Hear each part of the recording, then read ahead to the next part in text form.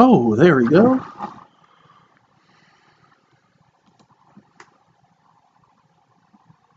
Let's see how big I can. That's a good size.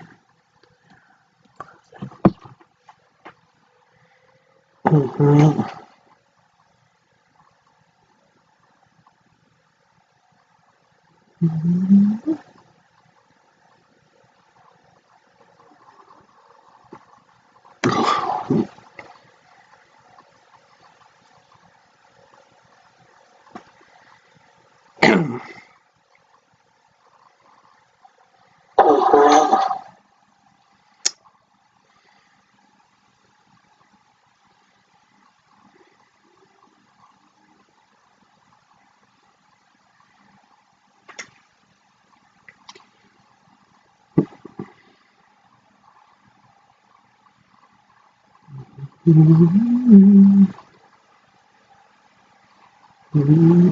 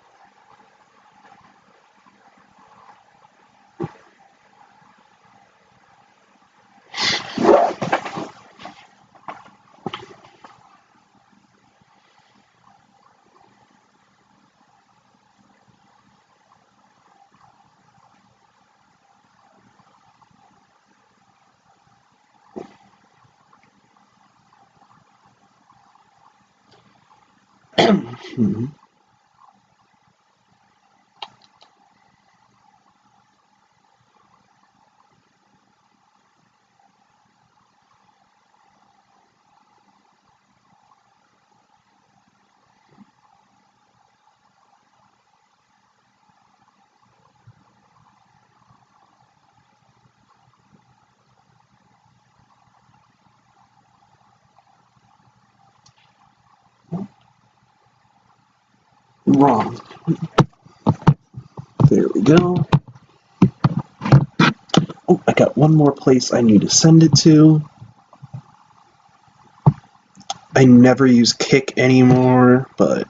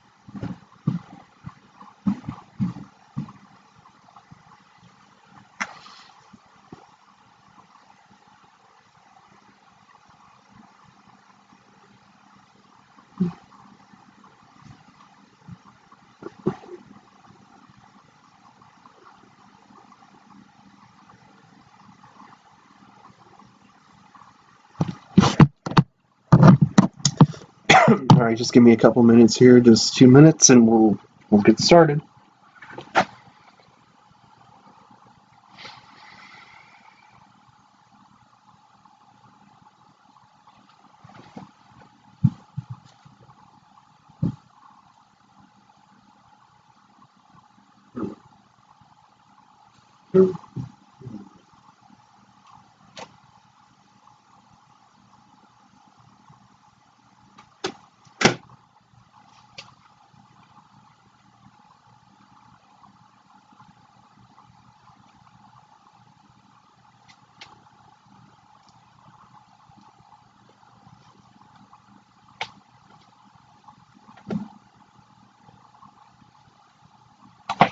Alright.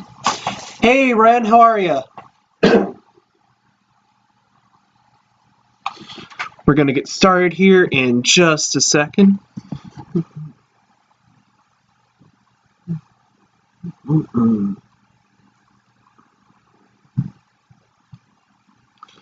going to get started here in 30 seconds.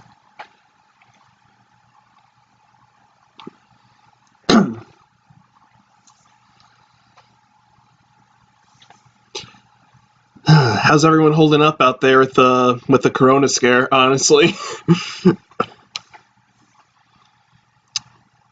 It's not as bad as everyone really makes it out to be. Um, so it's, hey, Lorenzo, how's it going, man? Hey, how's it going, guys? Welcome to Cryptocast, your source for all things crypto-related, unknown, and paranormal. I'm your host, Parker, and welcome back to another Cryptocast live stream. So it has been a crazy week with that coronavirus shit going around.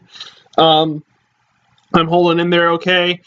Still kind of freaking out just a little bit. Not paranoid yet, but I'm just a little concerned, even though I know it's not as bad as everyone makes it out to be. The media makes it seem like it's an unkillable super virus, but it's going to be okay, guys. It's going to be okay.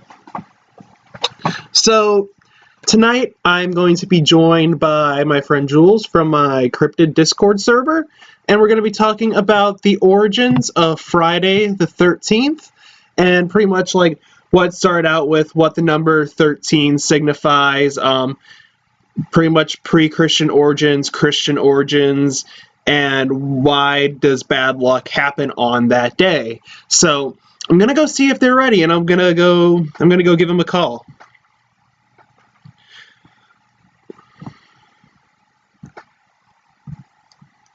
Mm-hmm.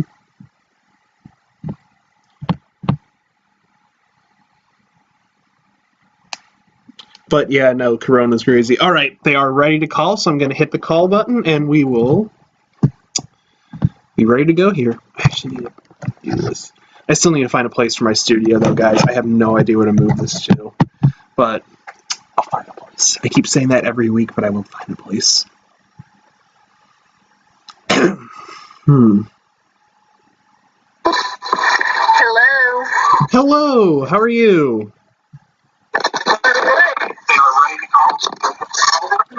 All right, so we're going to talk about the origins of Friday the 13th.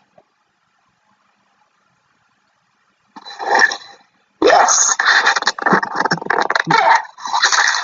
All right, so usually whenever I have someone on the show, I always like to ask them, what got you interested in cryptids and the paranormal? Well, my mom's always kind of been into horror movies and stuff like that, so she got me into that at a pretty young age. Then we just, Yeah. on seeing Mothman, I'm like, oh my god, that's a cool dude. He's a cool dude. For me, it was probably watching Monster Quest when I was a kid. I've always watched Ghost Adventures and those kind of shows with my mom, so just from there, not necessarily cryptid related, but my mom did name my youngest brother, after Jason Voorhees. Oh my god. So that definitely got me interested into the spooky stuff. I miss Ghost Adventures, because like my dad changed our TV plan. Now I don't get that channel anymore, so I'm kind of bummed out, but I can probably find it online. Yeah, I think that's on YouTube. Yeah, that's that kind of stuff. Me watching that from a young age. Now I'm just like, yeah, you know what? This is my life now. I'm obsessed with it. And it's funny because when I was like a younger kid, like I was terrified of ghosts and like everything scary, and now I'm just like, I have my own channel. Like if you ask like 5-year-old me, if you told 5-year-old me, hey, you're gonna run a ghost channel and a cryptid channel when you get older, I would probably just cry in my room and never come out. That's what I was like. Like when I watch like a ghost show on TV, I always freaked out, like in the middle of the night, just like crying and everything, thinking the ghost was gonna get me that I saw on TV. But I was never scared of ghosts. I was scared of dinosaurs for some reason. Dinosaurs? Yeah, I always had nightmares about dinosaurs. It was the opposite for me. Why. I loved dinosaurs, but I hated ghosts. Hey, Gavin. Hey, Void Walker. How are you guys doing today? So we're going to talk about the origins of the Friday the 13th and why a lot of this bad luck stuff happens on that day. And are you kidding me? Really? They closed down Anime St. Louis? Wait, they what? They closed down Anime St. Louis. Oh, dang it. Yeah, I just found out tonight they're closing my school, so, you know. Hell yeah. That's good, but I mean, it's also bad at the same time. Yeah.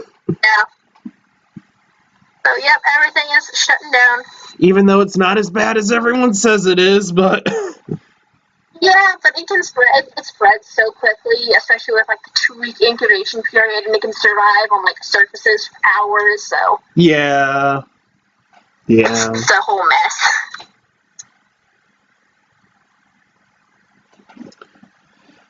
All right, so origins of Friday the 13th.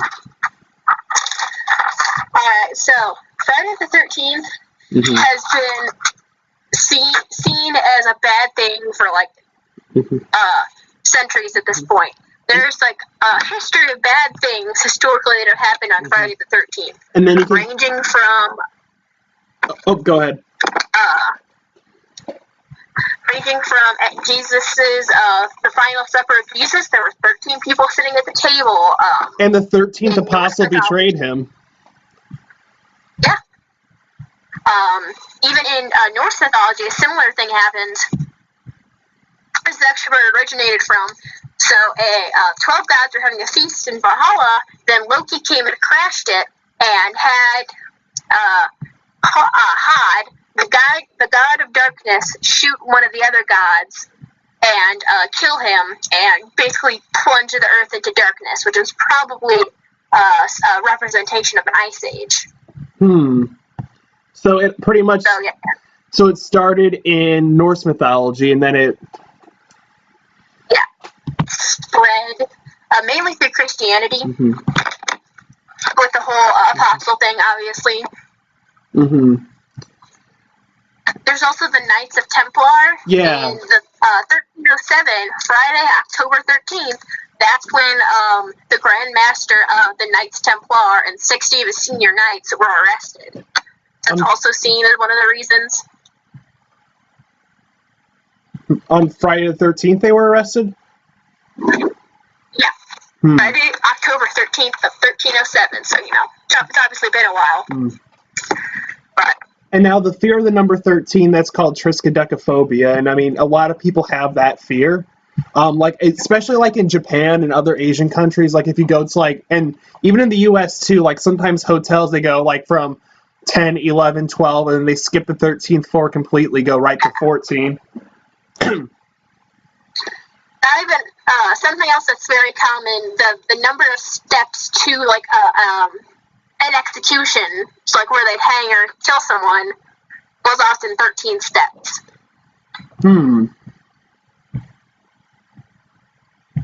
I didn't know. There's also there's also another word for the fear of Friday the 13th. It is paraskevicretophobia. I cannot pronounce that. It's Greek. I see the word. I'm looking at it right now. I don't know how to pronounce it. Yeah. Paraskevicretophobia. Yeah. It's close enough. Yeah. Literally, if you just make like a gargling sound, that's exactly what it's going to sound like. Yeah. There we go. And then, of course, one of the more famous like representations of Friday the 13th being the movie of the same name, when Jason Voorhees terrorizes Camp Crystal Lake, and yeah. And that kind of sparked. Yeah, obviously, it was playing on that. Yeah, that movie obviously played off the superstition, and that's only increased, people thinking it's a bad luck day. Really, it's not a lot. And it's not just Friday the 13th that's considered unlucky. In Greek, Tuesday the 13th is also considered unlucky. So that is equivalent to our Friday the 13th, then. They think any day falling, so the 13th day of any month is unlucky, but especially Tuesday, because that's when Constantinople fell. Oh, that's right. Yeah, No. Tuesday, April 13th of 1204. Now, Ren in the chat says, the number 13 in pagan divination can typically represent cycles, phases, and unifiedness. Yeah, it's not, in pagan religion, it's actually not seen as a bad thing. I don't know as much about that, but I do know it's seen as more of a good luck thing. It's much better in pagan religions than Christian and other Western or more modern things. Also related to other cultures having different bad luck days. In Italy, it's Friday the 17th. Yeah. And the reason that we're talking about Friday the 13th today is because literally just on Friday, it was Friday the 13th, so... Which is really not good with the corona shit going around, honestly. Also ironic considering today is the Ides of March, which is also considered to be a really bad day. Yeah, that's when Caesar was killed, right? And I think something else happened, but it's Caesar! just not a good time. Caesar! Look, I have a Caesar doll somewhere in my room. Yes, I have him. Oh my gosh. You gotta put him underneath a rock.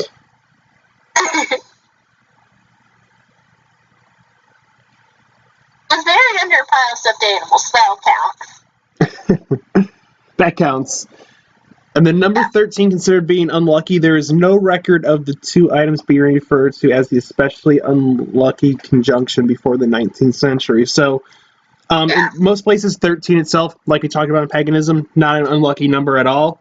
But because like it's just pretty much like stigmatized and everything. And honestly, with horror movies, like the two biggest dates for horror movie releases are on Halloween or Friday the 13th. Because it's freaky. Because everybody's like already. And yeah, Lorenzo Basson in the chat says Tupac Shakur died on Friday the 13th as well. Oh, really? Yeah. I didn't actually know that. No, I didn't either. So thank you for sharing that. That's awesome knowledge. That's interesting. I'm actually going to look at people who died on Friday the 13th. Yeah, that's actually a good thing to look up. I mean, not that the people died on Friday the 13th. I mean, it's a good thing to look it up. Hey, Rena, how are you? Welcome.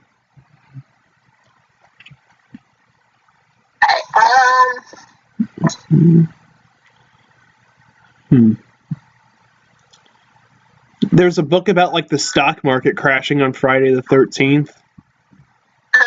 Did it crash or something happened not good? Yeah, no, something not good happened on Friday the 13th. So let me see. Okay, all the people I'm looking at, none of these are people I know. I'll say out the names. I have Sam Patch, Henry Segrave, Marita Hunt, Mickey Spillane, Christopher Wilder, That's the name. Chet Baker. Christopher Wilder sounds really familiar.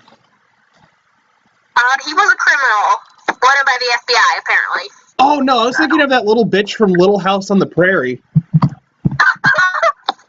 Yeah, no, she's wanted by the FBI. We gotta stop her.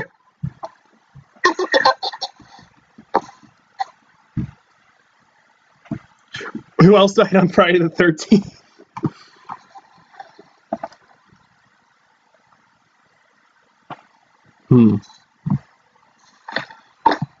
Let's see.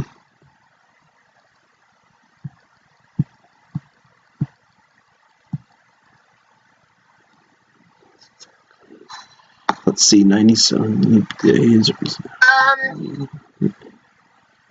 So someone who wasn't very famous, but a woman named Kitty Geneves was murdered in front of 38 people, all who failed to notify the police. And this was in 1964, so... So this is recent. This was actually March 13th, so... Yeah, that's like not a long time ago. This was long enough, or close enough that, people could have, alerted the police. Within 38 people shows up. Yeah, definitely within like the a little like less than like over like 100 years, because we're already in 2020. So like in 2060. Oh no, it hasn't been actually.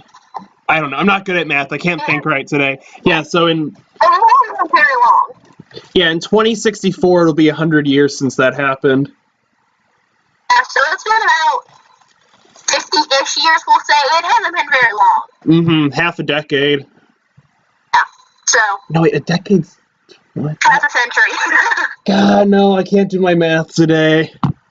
I get it. The universe hates me. The guy did get caught, but no one stopped to intervene.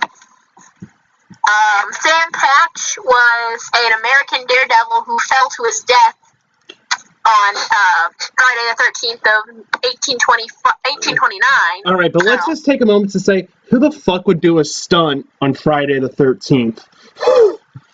I mean, you know what? It was 1829. There was nothing else to do. You know, yeah, except like knit or something, I don't know. A guy named Giacomo Rossoni, an Italian composer.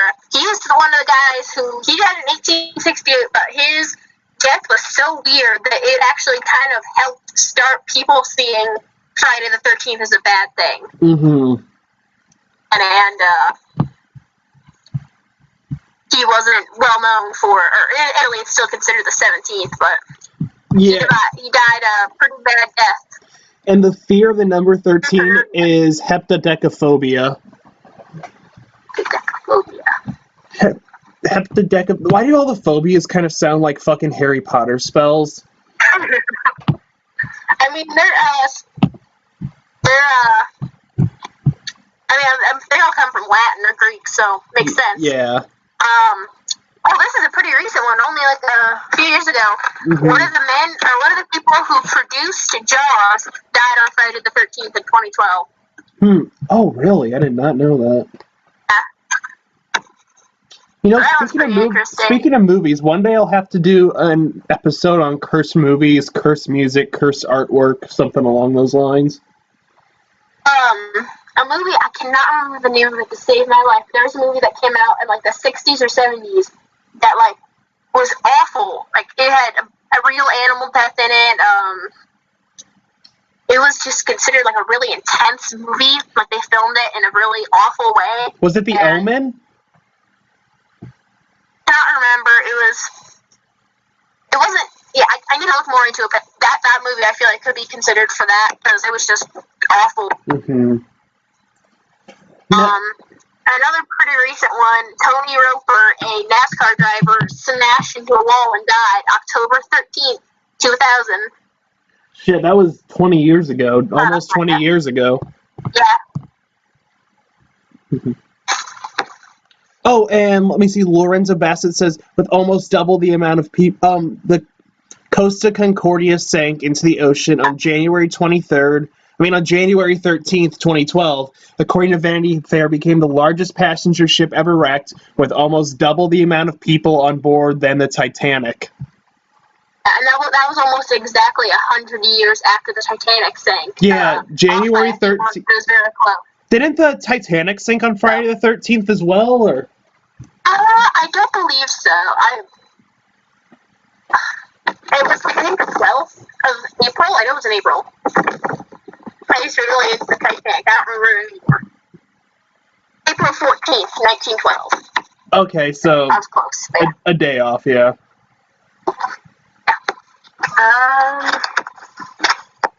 Yep, the fall of Constantinople. Yeah. Okay, Christopher Bernard Wilder, that's who I was talking about earlier. April 13th, 1984, a notorious American serial killer dies in a standoff with police. Not the Little House on the Prairie girl, guys. You want to shoot me? I'll write your names in this book. And she's holding Death Note. No, don't fuck with me. I'll do it. I'll do it. I'll do it. But what? And then isn't like the number 13 kind of associated with like the devil in a way as well? Yeah.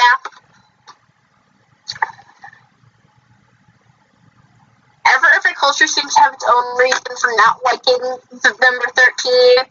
And in most houses, in fact, I know this is true for my house, if you like from the basement or like going up a level, a lot of houses actually have 13 steps. Number for them. I'll have to count my steps later. Yeah.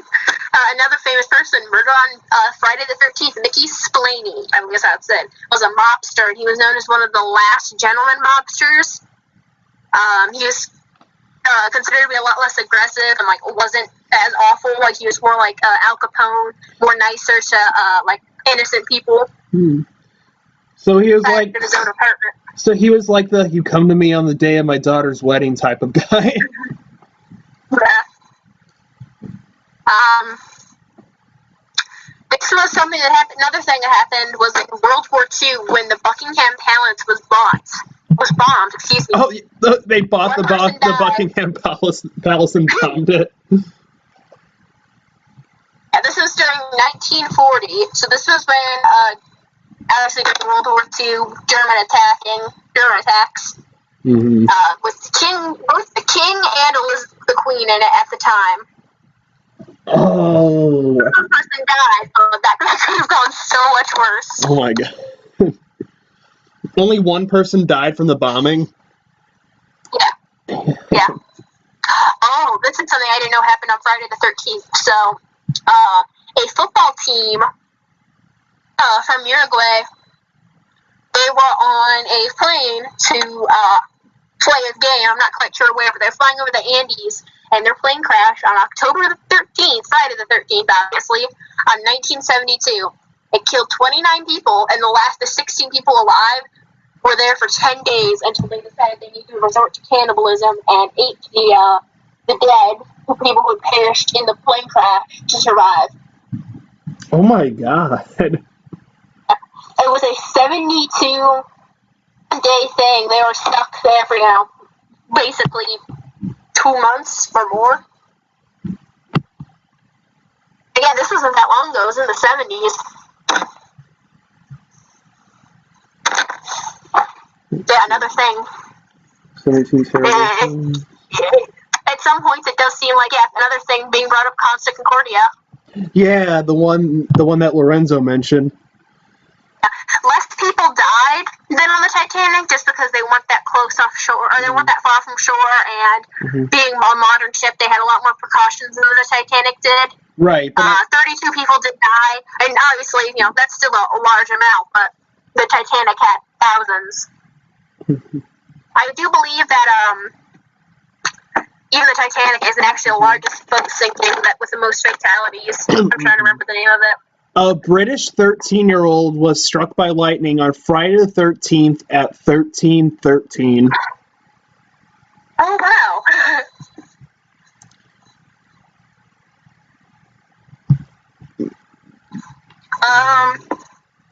Kansas experienced record-breaking amounts of rain and flooding on Friday the 13th. Oh, the stock market experienced a mini crash in 1989. That's what they were saying when the stock market crashed recently, that this was the worst it's been since 1989, so, Oh, and on that same day that you were talking about the Andes mountain crash, another flight crashed in Russia. Wow. At the tragedy of the Aeroflot 217 was the worst plane crash in Russian history. All 174 people on the flight, including the 10 crew members, died when the plane crashed while trying to land due to bad weather. It's never been confirmed what the cause of the crash was. Some speculate it was lightning. The plane ended up just 3 miles away from the runway. Okay, this isn't related to Friday the 13th. This is we were talking about boat crashes. One of the worst, I believe, if it is not the worst, ship crash in history was the Wilhelm Gustloff, which was during World War II. It was controlled by the Nazis, but it was used as a they were transporting civilians away from fighting. So it was, civilians. It wasn't, horrible Nazi soldiers. Right. There were 9,400 people who died. Damn. So they were civilians. It was women and children and innocents. So And then I was trying to remember the name of that. That was it. this one's a little controversial, but it's equally as bad, and it happened on Friday the 13th. On Friday the 13th, the KKK's first Grand Wizard was born. I would say it's a pretty bad thing. Yeah, it was controversial, so I didn't know if I should include it, and then I'm like, you know what? It happened on Friday the 13th, and it's part of history. Yeah. Computers fell victim to the Friday the 13th virus. Someone made like a Friday the 13th virus that slowed computers down. The Bola cyclone hit Bangladesh. Wow. Swedish flight DC-3 vanished and was never heard from again. Make of this what you will. The Olsen twins, Mary Kate and Ashley, were born on Friday the 13th. Oh, God. Oh, let me see. So in 1939 and 1940, the Black Friday, which was actually Friday the 13th that day, bushfires consumed Victoria, Australia. Sam Patch plunged to his death in the Genesee River in 1829. Oh, sweet. Scientists predict that in 2029, an asteroid will come extremely close to Earth on Friday the 13th. Oh, that's going to be fun. Although it's not expected to actually hit our planet, the asteroid could cause damage on its surface. Yeah. Oh, the gravity of the Earth might cause avalanches on Apophis. Wow. Yeah, we're gonna get another reason 13 is considered an unlucky number is because 12 is considered a whole number. It's considered a complete number. There are 12 hours on a clock, 12 months of a year, the 12 apostles of Jesus, the 12 gods of Olympus, and 13 is considered regular. Which is why, things like the Last Supper or the Norse myth, the one I was talking about earlier, where Loki came and had a god killed, reasons that it can be considered, unlucky, that having 13 people up. So Loki was the 13th member at that dinner party, then? Yeah. Other thing, in the Harry Potter books, this actually shows up. I believe it's in the last book. I cannot remember. But they're having a dinner after they take Harry out of his home with his aunt and uncle, and they have him, at the Weasleys. And Mad-Eyed Moody is the first one to leave, making it going from 13 to 12 people. He's the first person to die, so he dies pretty soon after that. So I did not know this is that. something that, yeah. Mad-Eyed so Moody Friday is also considered unlucky. Oh, go ahead. Friday is considered unlucky. Jesus was crucified on a Friday. And it says on Black Friday is also. Yeah, Black Friday, it says around 3 a.m., which was the time that Jesus allegedly died. The sky turns dark. Yeah. Another reason that they consider Friday to be unlucky also comes from Norse mythology. Friday is named for Frigga, so she is the goddess of love and fertility. So when a lot of European, especially Norse and Germanic people, converted to Christianity, she was banished because, they were a lot less into love and fertility. So she was turned into a witch and banished to the mountains. So she was now considered... Yeah, that pissed her off. Yeah. So Friday became known as Witch's Sabbath. And so, on an already unlucky day, with an unlucky number, unlucky. Then we have... Crap, I forgot what I was going to say. So we talked a little bit about its association with the devil and everything, but we never really kind of delved into that. So what is kind of the relationship with that?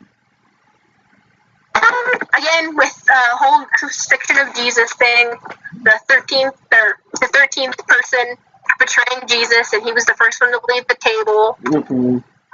Let me see what else.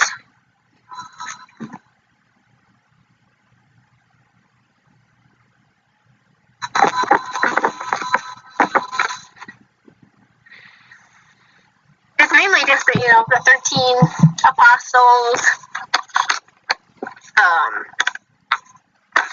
Let me see what else. I'm trying to remember. I'm looking. And I think it's mainly that, 13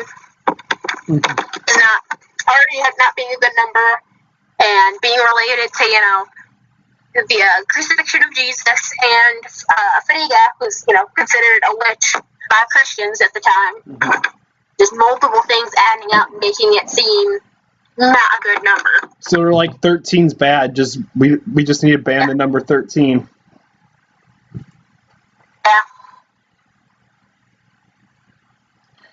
Yeah. I remember, like, back, like, in the day, like, I was really always concerned, like, every time I had school on Friday the 13th, I remember, like, I always freaked the fuck out. I mean, when you're younger and you don't know much about it, you just kind of assume that it's bad, and that just gets passed on from generation and generation. Mm-hmm. But the reality... Especially with, yeah, go ahead. It being passed into, famous media, like Friday the 13th, the movie, obviously. And even in such things as the Da Vinci Code and a lot of books that were really popular in like the late 20th century, kind of hammered it in that, hey, this is a bad day. Was it in 13's a bad number. Was it in the Da Vinci Code? I haven't seen that movie yet. Yeah. That's been on my It's in list. the book. I haven't seen the movie, but so again, with the Knights Templar, as I mentioned way at the beginning of the stream, they were many of the Knights Templar were arrested on Friday the 13th. And the Da Vinci Code kind of made the connection of that as it's, hey, Friday the 13th is not a good day. They were arrested on Friday the 13th. When in reality, Friday the 13th is just an ordinary day. It's just we have like the stigma behind it that it's an unlucky day, so we remember the bad more about it than we do the good. Because supposedly accidents happen more, but it's honestly really not. It's just more people are more thinking about it. People are looking for them more. Right. I mean, like if you compare like the accidents that happen on Friday the 13th to like any other day, like the 14th, it's you see more on Friday the 13th because, like you said, everybody's freaking out about it, like concerned and.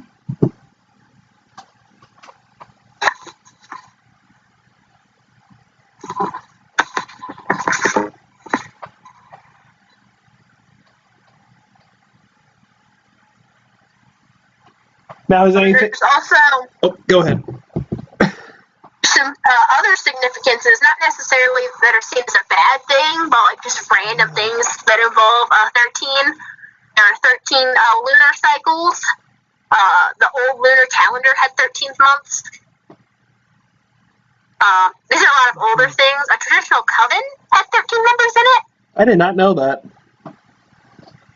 Yeah. Roman weddings require 13 guests to be present. Bar mitzvahs at 13, that's the Hebrew age of adulthood. And then ironically related to the, it was a soccer team, never mind. But there was there's 13 players on a rugby team, and there's 13 cards in a suit in a deck of cards. Yeah, that's what Lorenzo was talking about. Bad. We just tend to focus on the bad of it. Now, have you had any bad experiences on Friday the 13th? Sister was born on Friday the 13th. Huh? Oh, your sister was... My sister was born on Friday. Oh my god. Saying that she's in the room right next to me, she can't hear me. No, she actually turned 13 on Friday the 13th. She actually turned 13 on Friday the 13th. It's an omen. I mean, she's definitely kind of demonic. When she was first born, they had her sitting, like, laying down in her hospital bed, and people were, talking to my mom when she was sitting in her bed. My sister sat up and turned and looked at my mom. She was only a few hours old, and all the doctors are like, babies don't normally do that. There's something wrong with that kid. So she was kind of, like Meteora from Star versus the Forces of Evil. Yeah. She's an interesting child. Climbing on walls and hissing and... She's weirdly flexible, too, so she's kind of demonic. Oh my god. I remember on Friday the 13th... Oh, go ahead. No, I got something just dumb. Alright, I was gonna say on Friday the 13th for me, like, I remember one day, my dog walked in my room, jumped on my bed, peed on my pillow, and just walked out.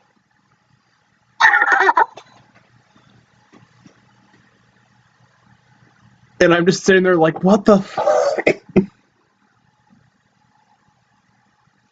Buscemi, I think that's how you say his name, was also born on Friday the 13th. That explains a lot. Yeah.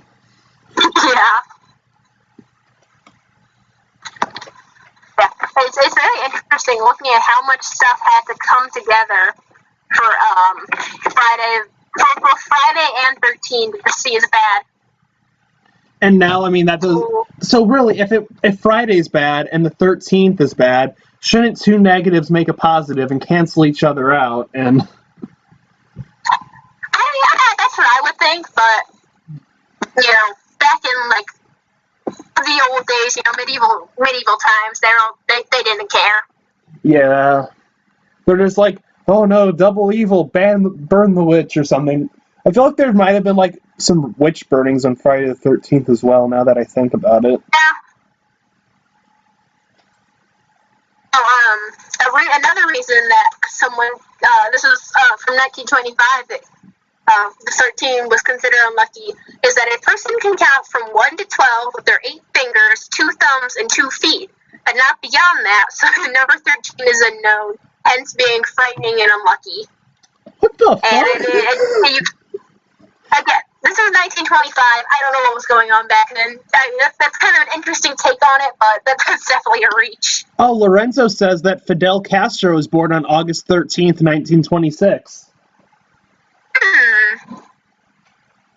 And we all know how Fidel Castro turned out to be. Weirdly obsessed dairy man. Huh? He was weirdly obsessed with dairy. Like he imported cows from Canada, trying to get like big ice cream places built in Cuba. It was very interesting. The dude just wanted special bread. The dude just wanted his ice cream. He could eat like a ridiculous amount of ice cream. Even after a full meal, he could eat like 3 pints of ice cream, I think. Wow. He tried. He was an interesting guy. Yeah. So the cows we have in America and Canada produce the most milk, but they don't do very well in the heat, like as hot as it gets in Cuba. And the cows that do very well in hot places, like the cows they have in India, I don't remember what they're called, but they don't produce a lot of milk. So he tried to crossbreed them to get a cow that could survive the Cuban environment and produce a lot of milk. One was able to do it, but he was never able to replicate it. He spent so much of the government's money into weird dairy stuff. It's very weird. So he managed to get like one cow that could do the job. One cow, and then after she died, they were never able to replicate it. All because the guy just wanted his fucking ice cream empire. Yep.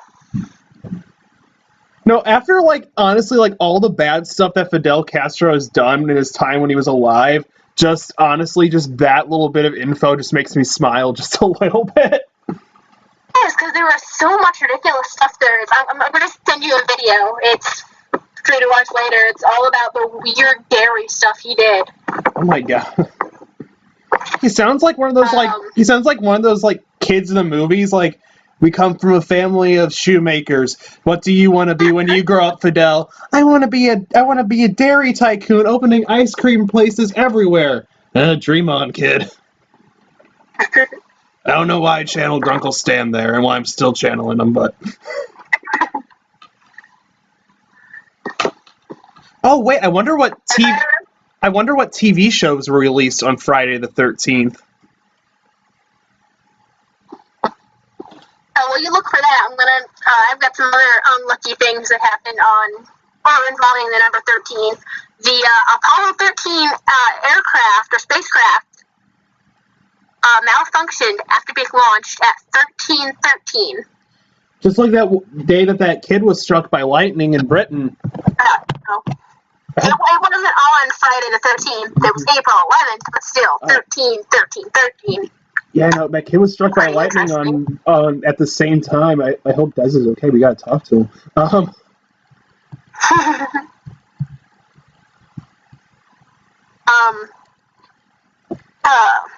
me see. President Franklin Roosevelt was afraid of the number 13 and would avoid traveling on Fridays. Franklin Roosevelt was a cool guy. Yeah. Mm-hmm. Stephen King wrote that he was talking about Unlucky Friday the 13th, and that when he reads a book, he won't stop on any page numbers that add up to 13. Really? When he reads a book? Yeah. Damn. Which is interesting.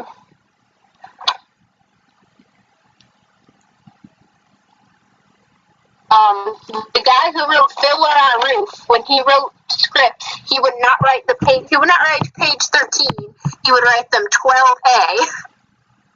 12A. It's kind of like Mista in the number 4. It's very interesting.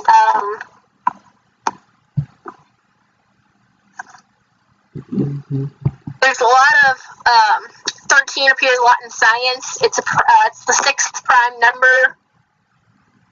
Where 6 is also considered unlucky because of 666. 13 is also a Fibonacci number. What's a Fibonacci number? That's the sequence. I believe it's like Python follow the Fibonacci sequence. It's like a number. It's a number sequence that appears a lot in nature. Oh, okay.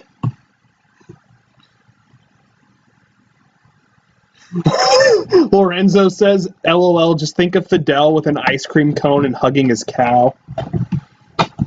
I mean, another thing Fidel wanted was for a lot of people to have like their own mini cows that would produce milk in their homes, like dogs. So, like, they keep a cow as a pet and then it will produce milk for the state. Yeah. That's cool. That's actually really cool. He had interesting ideas about milk. I say with the coronavirus going on right now and people being unable to go out to the stores because they're scared that everybody needs their own mini cow right now to produce milk for them. But, yeah, no, if someone out there wants to do it, we really need fan art of Fidel Castro eating an ice cream cone and hugging his tiny cow. The world needs it.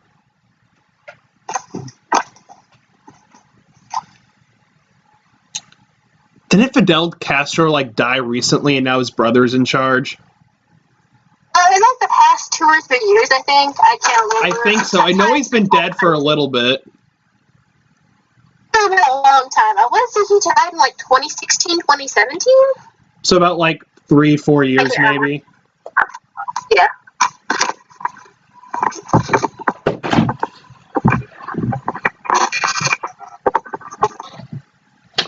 Amidst the coronavirus, Fidel Castro and his cow is the only thing that made me smile.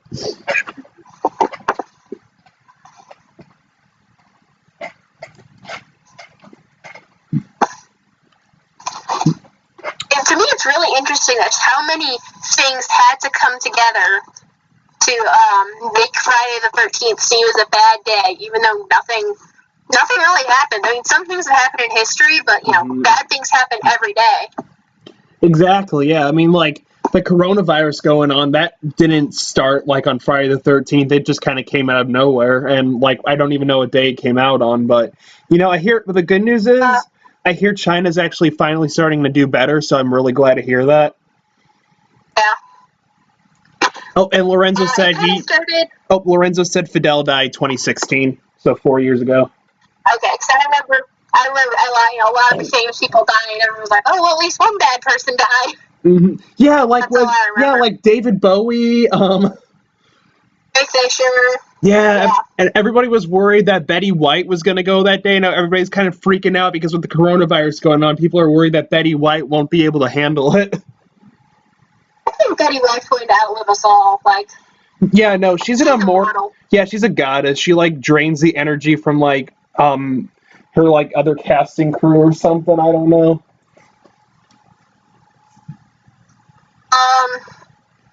Let's see. Some other things I found. The Black Friday fires in Australia. This is January 13th, 1939. Yeah, and then that went on for like about a year, I believe, like into 1940. Yeah. I mean, and we recently did have those Australia bushfires a while ago, like a couple months ago, actually. I mean, and they were just finishing up, from what I've heard. Yeah, I know that didn't happen on Friday the 13th, but still, this was, I think, like, bigger than that one that happened back in 39 and 40. Because only 36 people died in those. Yeah, this one... That's a considerable amount, but more people died in this one. Yeah, this one, a lot of people, a lot of animals died. I know, like, there's a lot of, like, fun... There's a lot of fun... A billion animals died. A billion? A billion at least. That's what I saw last time I looked at it. And I know there are a lot of fundraisers for Australia out there, guys, so if you really do want to support the cause and everything, be sure to donate to some of the charities that are working on that right now. Do you see that lady who was selling, for everyone who donated money to, like, causes to help the Australian bushfires, she would give them her nudes? I think I have heard about that. That's honestly better than what this one local radio station here is doing. They're having like this contest where women send in a cleavage pic and then they could win like a $20 gift card to Patricia's if they win. I mean, 1057, the point. Yeah, that sounds about right for them. Yeah. But like, at least with the donation thing, that money goes towards a good cause, and they have to prove that they donated. Mm-hmm. And they would actually get something for donating. Then there was people selling on Tumblr and everything like Australian animal personas and all the money that people bought from buying those original characters that went to the Australia Fund as well. I mean, you know what? Whatever works. Mm-hmm. And then I know the World Wildlife Fund and the Red Cross are doing their thing too to help out. And I don't know about the Salvation Army of what they're doing with it, but I mean, a lot of the big name. Not a lot. They work with more American. Yeah, they like people in America. Yeah, they really help more people with like drug abuse, alcohol addiction, and all that kind of stuff. Yeah. And like they help with floods and everything. My grandma actually stayed at one of their like shelters, I guess, for a while while she was homeless. I mean, they get a bad rep because I admit they have done some shady shit, but I mean, for some of the stuff that they do, it's pretty nice. So. Yeah, I mean, like, yeah, they had done some bad stuff, but they also do help people, so it's kind of like a greater good thing. Yeah. It kind of sucks, but like people are getting help, and yeah, I mean that's good at least. That's the important thing. All right, so Friday the 13th. Should we talk about the movie a bit? We really haven't talked much on the movie. Yeah. So pretty much, a guy in a hockey mask comes out of the water and kills people. Yeah, I mean, it really doesn't have to do a lot with the legend of Friday the 13th, besides the first one taking place on that day. I mean, not really related to it, just kind of has, like, the name. And that's also, I feel like that's, like, in modern times, like, right now, that's what people associate a lot with Friday the 13th is, you can get murdered on that day from Jason Voorhees. Right. I feel like that's what people associate most with it. Mm-hmm. Lorenzo says in the chat that the Black Death was throughout the 1300s, which is also the number 13, so. Yeah. There are some definitely very interesting cases of 13 popping up in bad places. It's kind of crazy, too. Like, some of the worst plagues happened in the years that ended with 20, and now we get the coronavirus in 2020. Hey, Sabrina, how's it going? Somebody also, one of my friends and I were talking one day, and they said, okay, so we at the beginning of the year, we had the threat of war. Now we have the coronavirus, which is pestilence. After that, if it goes like according to how it should go, it should be famine and then death, the four horsemen of the apocalypse. But they have famine with the lack of toilet paper. That can be considered that, right? That's like the lack of resources. Yeah, I mean, a lot of people consider like famine food and everything, but I can definitely kind of see that fitting in.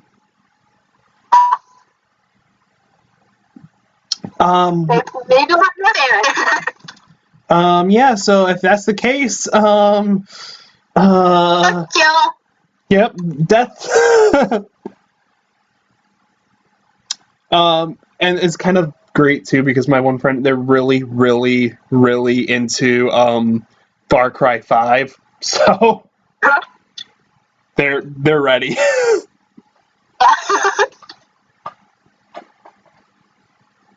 But yeah, no, Friday the 13th, the movie, they really didn't, like you said, it really was just about happening on that day. I mean, it really has nothing to do with, like, I don't think there are, like, 13 people there, you know. It really has nothing to do with the whole history of it, besides, it happens on a bad, spooky day. And I love that movie. I'm talking like I hate it, but no, it's a movie I really like. Yeah, no, but the one sequel was shit, though, Jason in Space. Yeah. It's like a fucking leprechaun in space. I think he's like a fucking alien on the ship. So nothing will ever be as bad as Leprechaun in the Hood. That movie was so bad, but I fucking loved it. A friend with weed is a friend so indeed. Funny. But a friend with gold is the best, I'm told. And he, like, kills that guy in the bathroom. And then The Room, I fucking love The Room, but it's so bad. Have you seen, I would kind of consider it like a horror action movie. It's called Velocipaster. Wait, Velocipaster? I watched that on my birthday, like with my family, and they were all like, why do you want to watch this? This seems like an awful movie. Within like the first 5 minutes of the movie, the priest, or pastor, I guess, I don't know, and he's like, walks outside the church and like, hey, it's my parents. It's like these two sweet old Oh people my looking at him. god, that's the raptor costume! It's not even a CGI! Oh my god, it's just some dude in a raptor costume fighting a ninja! And so, you know, his parents are waving at him, and it cuts back to him waving, and then there's like an explosion, and he flinches, and it cuts back to the parents, and where they were standing, there's nothing, but just his VFX exploding car. Probably one of the weirdest horror movies that I've ever seen was called Werewolves in Heat. Oh no. It was... They had the stereotypical Jewish guy, the stereotypical Asian guy. Yeah, it was really stereotypical, and they hire werewolf prostitutes to come over to their house and party with them, and... Yeah, no. Crazy, crazy shit. But yeah, no, not a horror movie, but I fucking love The Room. That's like my favorite movie of all time. I can literally just like sit down and quote that movie. I did not hit her. It's not true. It's bullshit. I did not hit her. I did not. Oh, hi, Mark. Oh, hi, Mark.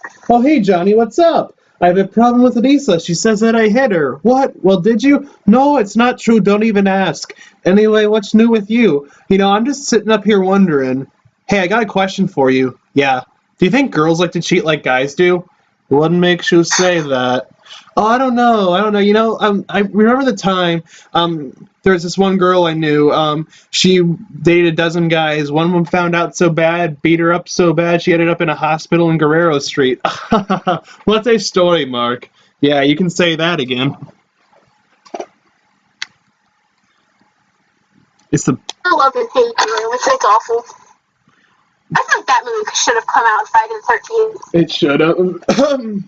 Like, my cousin and I were writing a script for a second Room movie we still need to do. It's called, like, The Room Venge. Denny brings Johnny back to life as a cyborg, and he goes around and killing everyone who betrayed him. I will tear you apart, Lisa! That movie was great, though. Yeah, no, but I'd say the first Friday the 13th movie, though, is the best Friday the 13th. The rest of them kind of went downhill. I will say, I really like Jason versus Freddy. I think that's a funny movie. I have not seen that one, but the soundtrack for that movie is fucking great.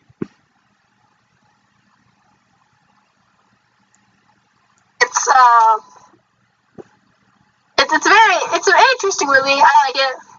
But it has some cool kills from Freddy, so. Is it better than Batman versus Superman and Alien versus Predator? That's it. I've not seen Alien versus Predator, but I'm gonna say it's better than it. Alright. I haven't seen Alien versus Predator either, but I hear that one's bad, and then I heard really bad things about Batman versus Superman, so I did not go to that. Yeah. I saw it, it wasn't that good. The whole Martha thing. Oh my god. Basically, The Martha thing, like, it literally kind of reminds me of that game Heavy Rain, where that guy is just screaming, Sean! Sean! Press X, Sean. Sean! Yeah, basically, Freddy wants power again. He appears in the dreams of Jason as his mother to convince Jason to do stuff. Jason finds out, isn't happy, and they fight. So it's a lot less complicated than something like that. I mean, the plot sounds kind of dumb, but I mean, if they execute it well... It is kind of dumb, but it's like, it's still better than the other two, I would say. Like a guilty pleasure, kind of. Yeah, I would still say it's better than Batman vs. Superman, just because, like, I don't know. Like, Batman vs. Superman takes itself too seriously, like, it's trying to be, like, this deep, dramatic movie. Well, Freddy vs. Jason is like, you know what, they're fighting. You know what, that's just how we are. Right. I mean, I like the movies that have, like, a lot of action in them, kind of like that, so I'll probably have to check that out, but not before I check out Velocipaster. I didn't plan to watch that movie, it just happened to be, like, for free on, like, the cable thing. Oh my god. I was just like, oh my god, this is the best movie I've ever seen, I need to watch it. Now, my psychology teacher told me about this one movie that I really want to see called Call Girl of Cthulhu. This woman literally has Cthulhu living in her vagina.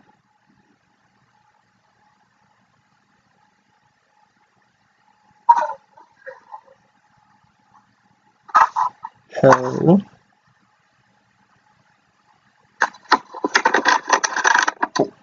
You there?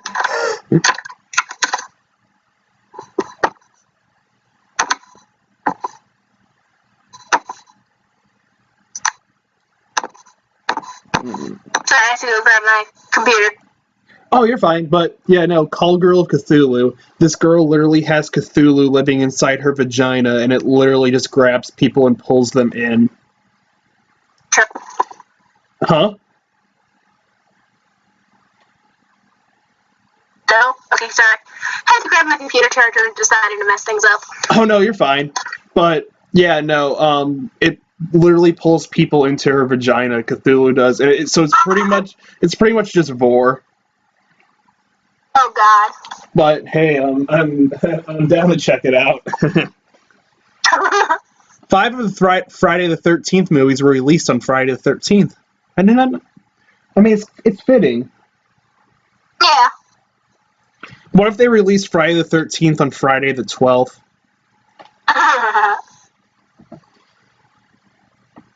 It's like, we've got the movie now, why don't we just release it? No, we have to wait a year for it to be out on Friday the 13th.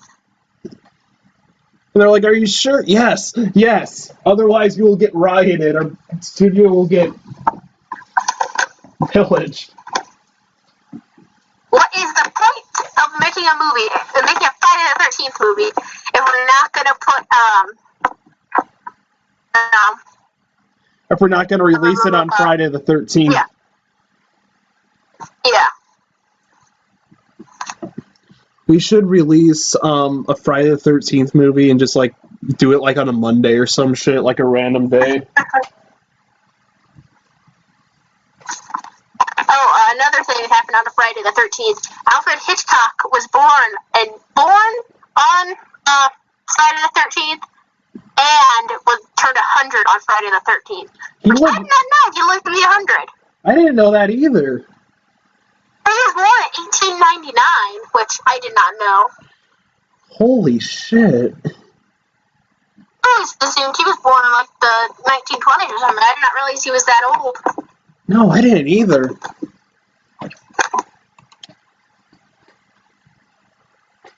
Damn, he had a good life then, honestly, even though I heard he was kind of a dick to work for.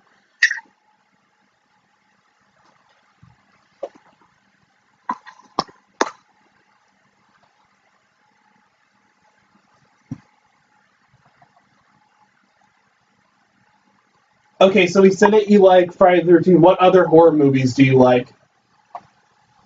Or like, what is your favorite horror movie?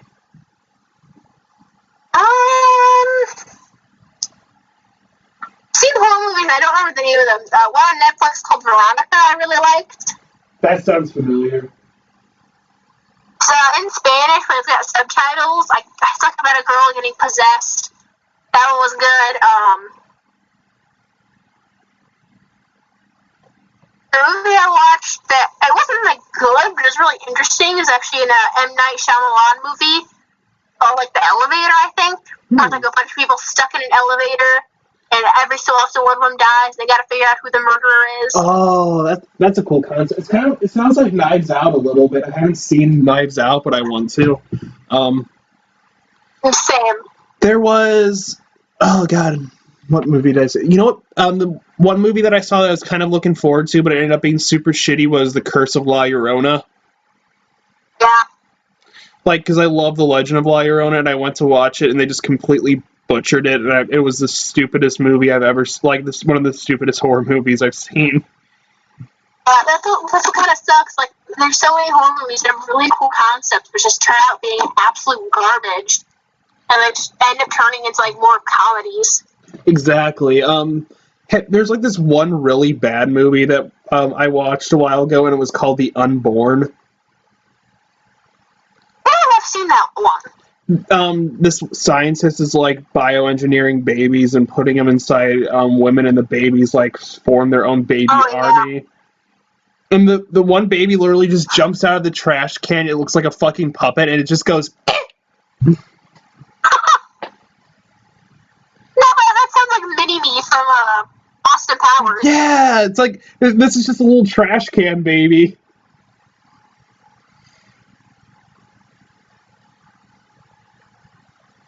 I honestly think it takes a lot more to make a horror movie.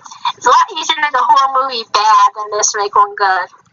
But you know, some of the bad horror movies are great. Yeah. Just because of how bad they are. The question is, yeah. Yeah. What's the question? The question is, do you consider Rocky Horror Picture Show a horror movie or not? Ooh, that I don't know. I can't give an honest opinion on it because I still have not seen it. That movie theater, when the Dollar Show reopens this summer, we need to go. Okay, we do. Oh yeah, Lorenzo's talking about Child's Play or Halloween. My own opinion here, I think the new Child's Play movie, the remake of it, actually wasn't that bad. Oh, really? Yeah, like, it wasn't as good as the original, obviously, but with, what's his name? Mark Hamill being the voice of Chucky, it was really cool. It was just Luke Skywalker just angry. He came back as a Force ghost, possessed Chucky. Yeah, there was some, there's a really cool death in that movie. I won't spoil it, but I think it's one of the first deaths in the movie.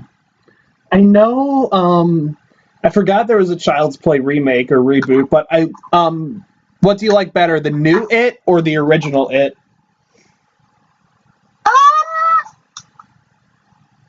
I think the newer one. I have not seen the newer one yet, but it looks better, but I have seen the original It, and it had its moments where it was like, oh shit, and then it had its moments where like, what the fuck is this? Yeah. But I think it was better. But I do like the original actor for Pennywise. His name escapes me. You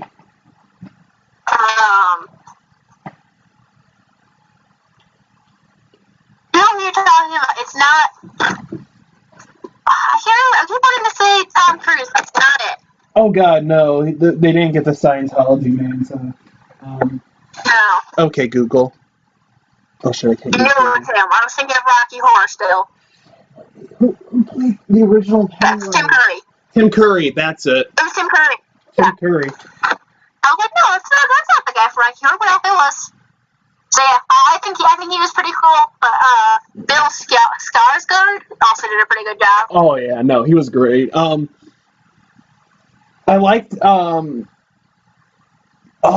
his name. I know it ends in Phoenix, but the guy that played the new Joker. Yeah. He did a good. Quinn. Oh, Quinn. yeah. I know it starts with like a J. Quinn Phoenix. Oh God, I can't say his name. I haven't seen the new Joker movie. Oh, Joaquin Phoenix. Yeah, Joaquin. Okay. I know his name. He did a good job as the Joker, in all honesty. But that movie was like you see an insane man's descent deeper into madness, so it was kind of freaky in that sense.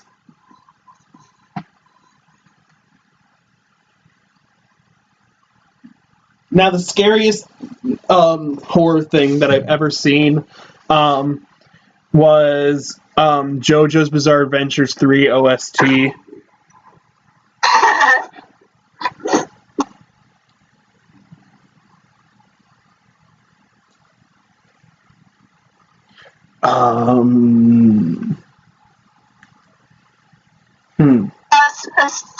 Since we're kind of on horror as a general topic, Junji Ito is a very good horror author, and his art's very cool and trippy.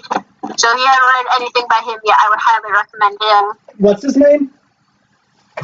I cannot speak. Mike Judge?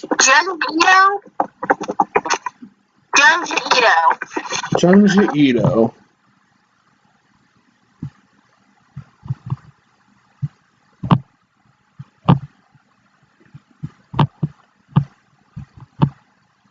Hold on.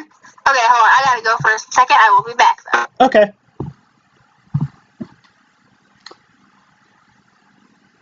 So, let me see. But yeah, no, a lot of weird stuff has happened on Friday the 13th, as we said.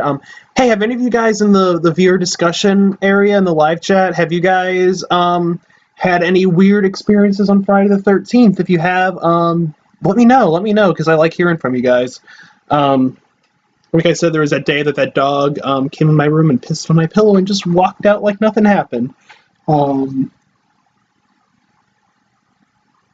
But yeah, no, I do. If any of you guys have had any weird experiences on Friday the 13th, just let me know.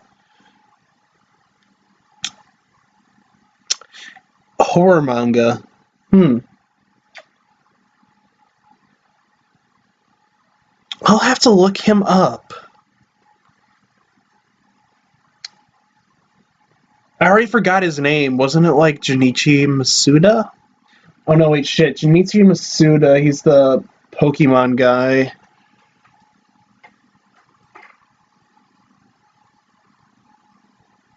Oh god, I forgot his name. I'll find him. I know it's not Junichi Masuda though.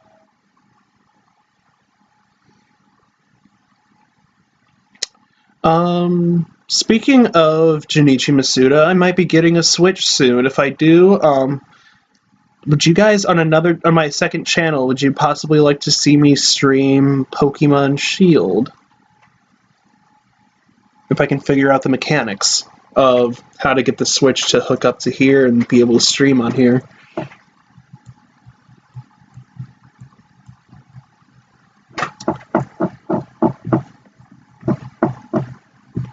That's it, Junji Ito, okay. Definitely not Junichi Masuda. Oh. Well, it actually kind of gives a cool effect. I have this piece of wood in my hand, just cover the camera, and then just that light kind of does like a little flash effect, like a camera. I kind of like that. I'm going to see if it does it on the live stream, but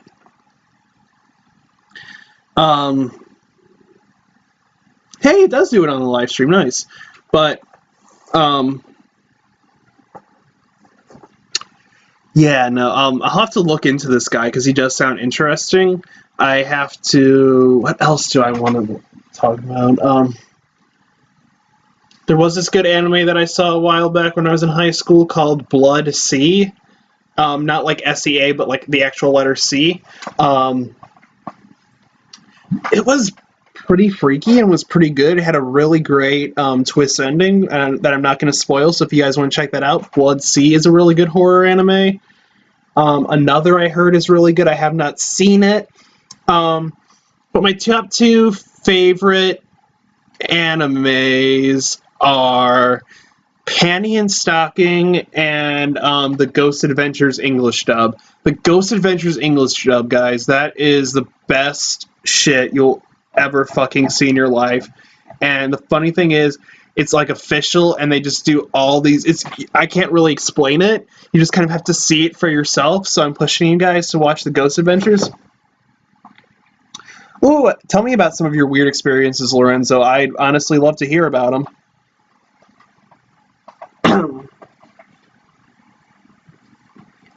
Oh yeah, no, Tokyo Ghoul, that's definitely horror.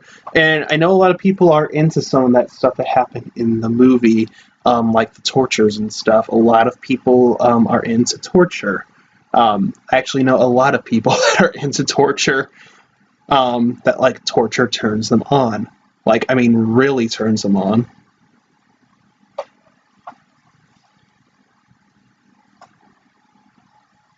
But yeah, no, Tokyo Ghoul, I would definitely kind of consider horror in a way.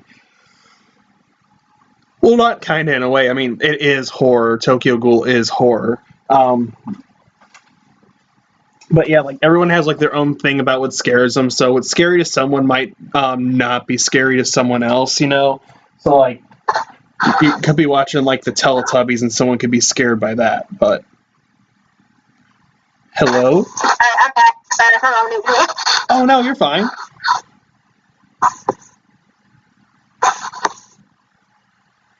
We were talking about horror animes. The only ones I know off the top of my head are Parasite, which is different from the really good movie, the Korean movie.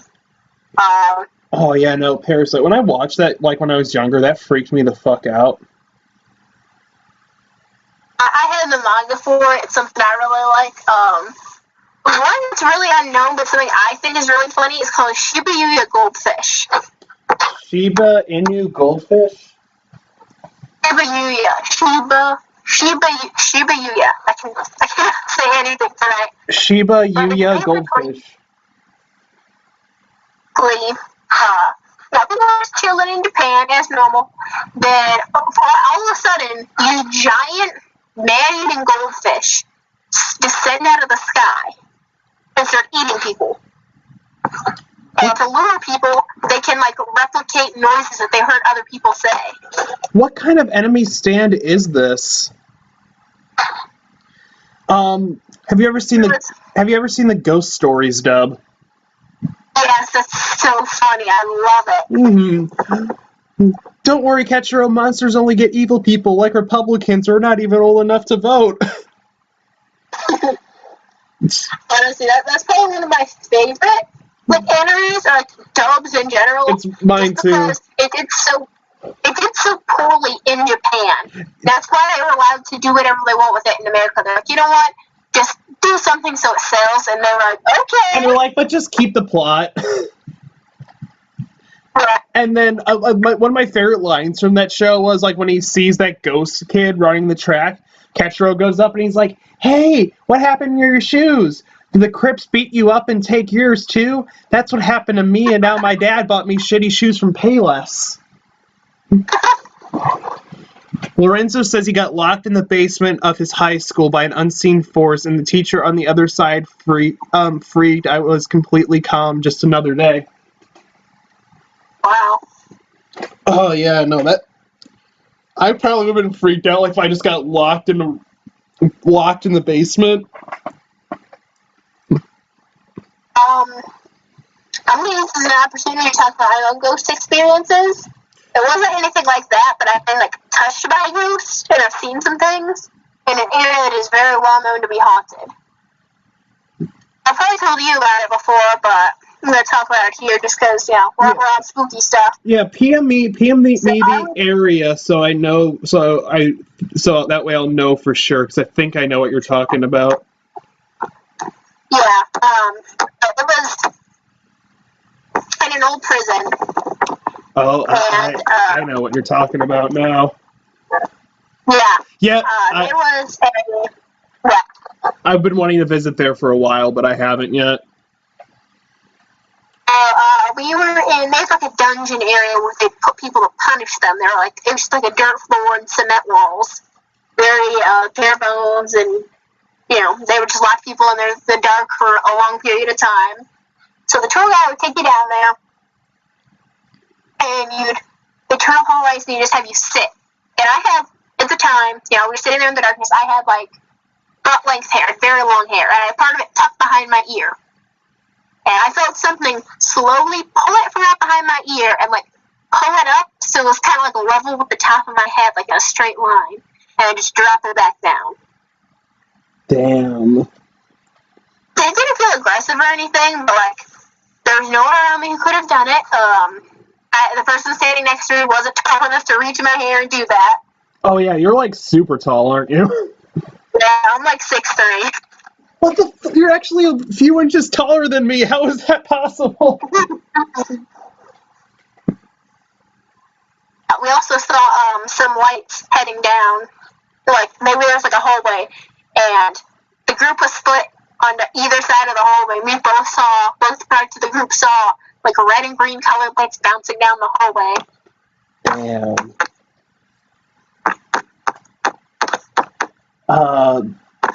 This one main street in my town is like super haunted. You probably know what I'm talking about, Jules, but yeah, no, it's like super haunted. We got a picture of a silhouette of a woman sitting on a bench, like a glowing silhouette. A woman peeking out of a window on the top story floor wearing old clothes. And in that area too, actually, I'm just going to say, because I've been reading the book, actually, The Ghost of St. Charles, so you can pretty much watch that series. I still need to finish that book sometime, so I'll probably do that. I'll do that at some point, probably if we get, like, quarantined or something by the coronavirus, but, yeah, no. That's I can help it, because, you know, I've been there. Huh? Honestly, this one I can help it. I can come on stream again, because I've been there. Oh, heck yeah, because, no, literally reading that book, I got like 20 pages left. It should take me like 30 minutes, and then you're definitely welcome to come on again for that. Like, right after I finish that, we can talk about it, because that place it's cool, but at night, it has like a whole new, like, feeling.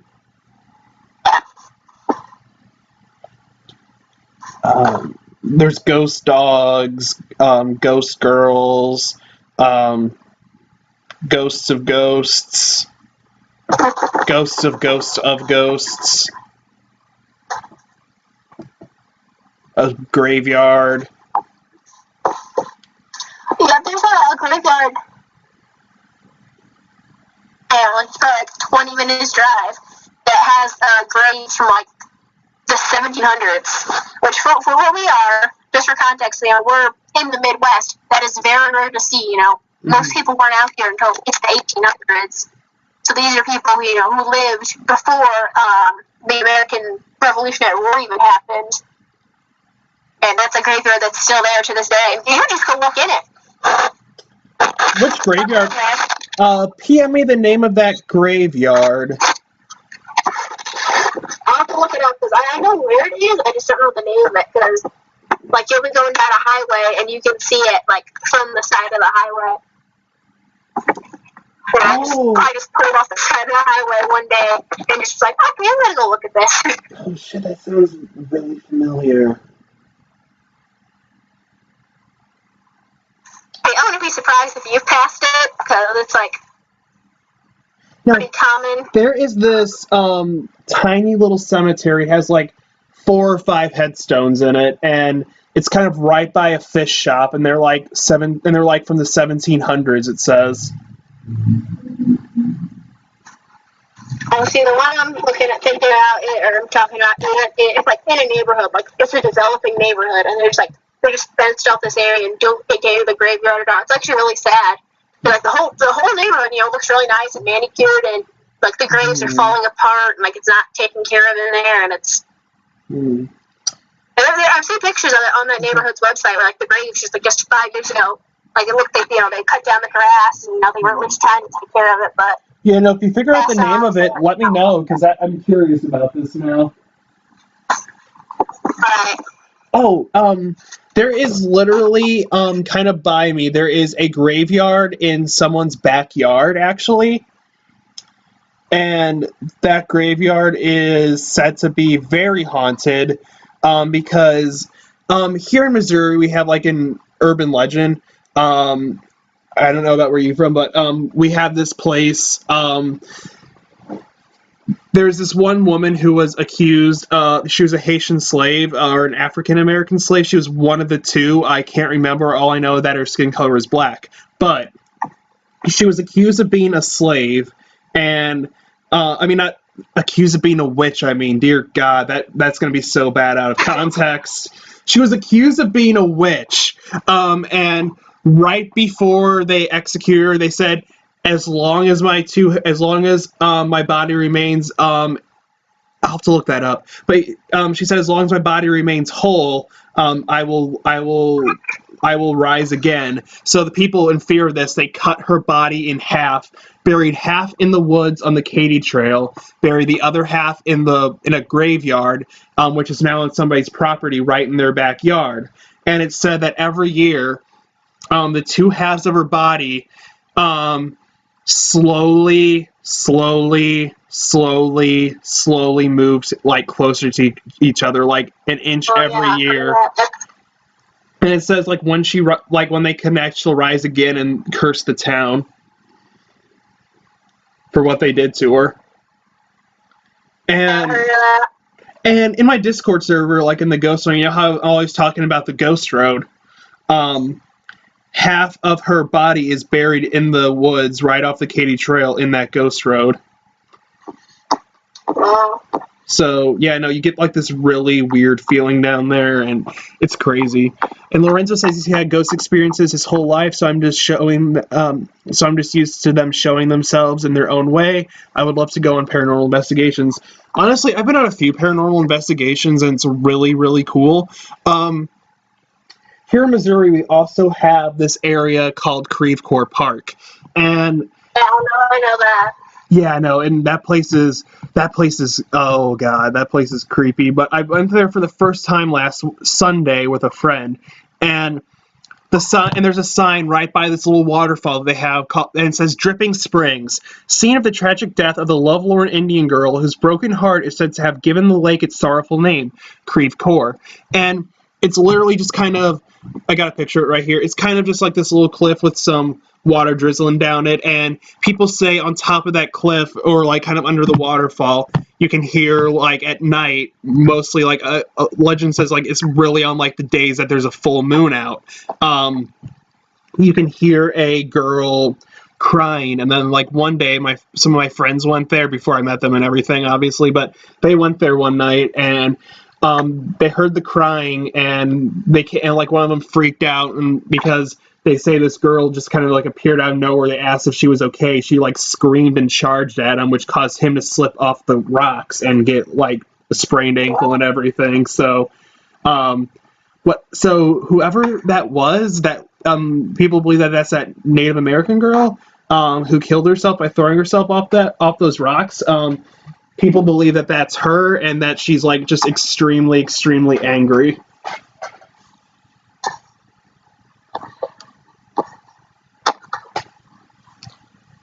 So that place is, yeah, no, that's... I also kind of want to go to the Lincoln Park Zoo in Illinois at some point. Because they still have, like, it used to be, like, a graveyard before they turned it into a zoo, and there's actually still a mausoleum in there. Oh, wow. Yeah, no, it's creepy. I heard. And then, like, people see, like, people walking around in Victorian clothes who vanish. There's, like, this one encounter that someone had of some woman wearing, like, a pink Victorian-style dress in the women's bathroom, and they obviously freaked the fuck out and got out of there. Didn't wash their hands, and that's what led to coronavirus. Wash your hands, guys. Geez, I shouldn't even have to say that, wash your hands, but...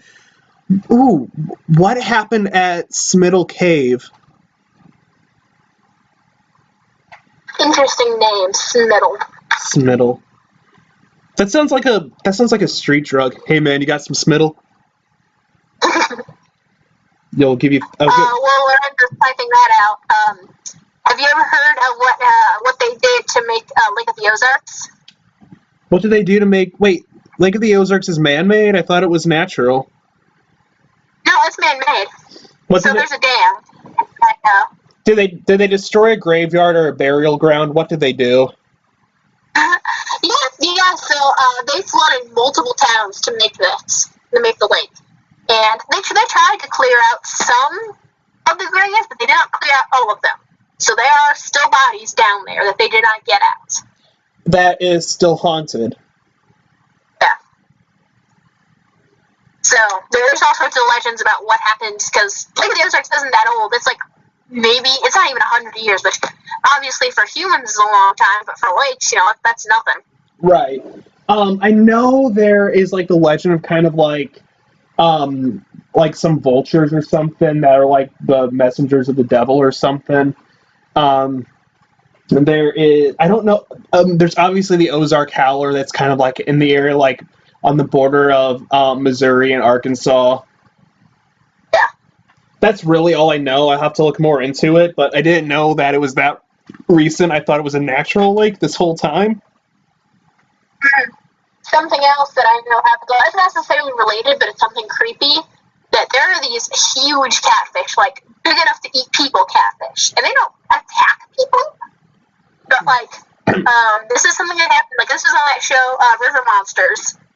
Oh, he actually came out to the Lake of the Ozarks? Looking for these giant catfish. But, so these are up by the dam, so the people aren't swimming there, but not that long ago, like maybe in the early 2000s, late 90s, a party boat crashed, and this was like a pontoon, so it wasn't very big, and all of the bodies of the people fell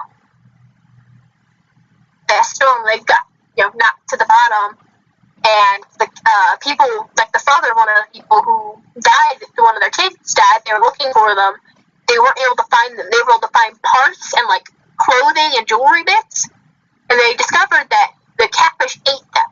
What the fuck? Oh my god. It's like the Amazon River catfish that get massive and... Oh, they're just catfish that get so big because so much stuff falls to the bottom.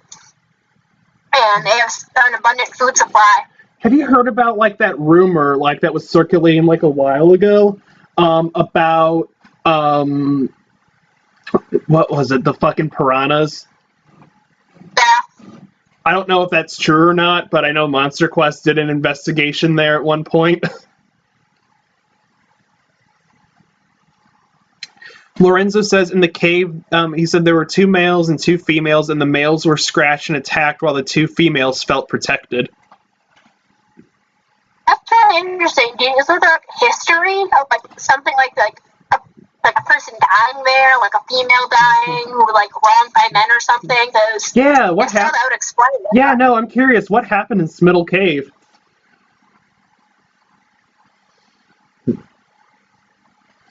Oh, he answers that, but yeah, Lake of the Ozarks is definitely really interesting, just because they uprooted a ton of people's lives to make a lake, and so many people go there without knowing that there's kind of tragedy under the water. Yeah, no, like, if you didn't say anything, I would have just still believed that it was a natural lake. Like, I had no idea it was a man-made lake. Yeah, again, I didn't know until that River Monsters episode. I was like, wait, what?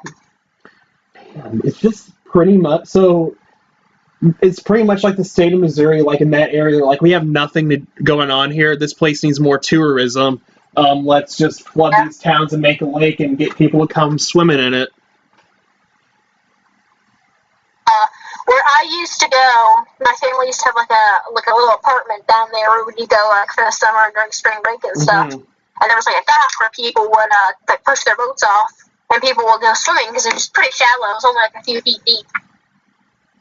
And one time, well, we weren't there, but people told us when we arrived, a little boy, like 10 or so, was wearing a life jacket. He got dragged under and drowned in that really shallow spot, and no one really knows what happened to him. So people think it's like a catfish did it, or? They don't know. It was too shallow for one of those huge catfish. They just don't know what happened because, again, he was wearing a life jacket. And those obviously aren't lifesavers, but those usually stop weird stuff from happening. Right. Like maybe there's like a angry spirit living in the waters there that pulls people under. years ago, but it was still something really creepy. For years, I refused to swim in the lake because I was so scared about, a body floating up or something, which obviously wouldn't happen, but I was little. Like, it kind of reminds me in a way of that diving spot in Hawaii where people, like, jump off that cliff in the water, and then some people say that, like, they feel like hands, like, pulling them underwater. Yeah. Missouri definitely has a lot of weird, interesting ghost things, like you wouldn't think about. Yeah, and at my work, I actually found a book about haunted Branson, so I'm going to have to read that for a stream sometime. I've only been to Branson once. I went there. My mom didn't like it there, so we haven't gone back, but I liked it. But I'll have to check. But no, I'm excited to read that book, so I'll have to do that probably after I finish the St. Charles one at some point. But I've only been to Branson once. I didn't actually go to like Silver Dollar City or anything. I went to Silver Dollar City. That place was lit. Yeah, my sister had a dance competition, so we're like, all right, family road trip, we're going to Branson. One day, speaking of amusement parks, I'll have to do a live stream about, like, ghosts at Disney World or something. I have got videos to send to you about that, just because it's really interesting that no one has, they don't really say, no one's actually died, because they don't pronounce them dead at the scene. Yeah, yeah. Because there's that... There's one girl in the 70s who got crushed there. Yeah, like, there's that rule among, like, Disney employees, like, no one dies at Disney World. Even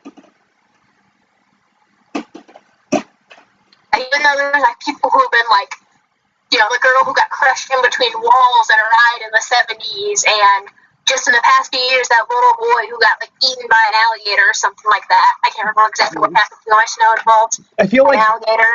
I feel like Disney kind of handled that situation, like, after the kid died, like, really well. They put, like, a lighthouse, like, a little golden lighthouse memorial up for him. So, I feel like they... I didn't know that.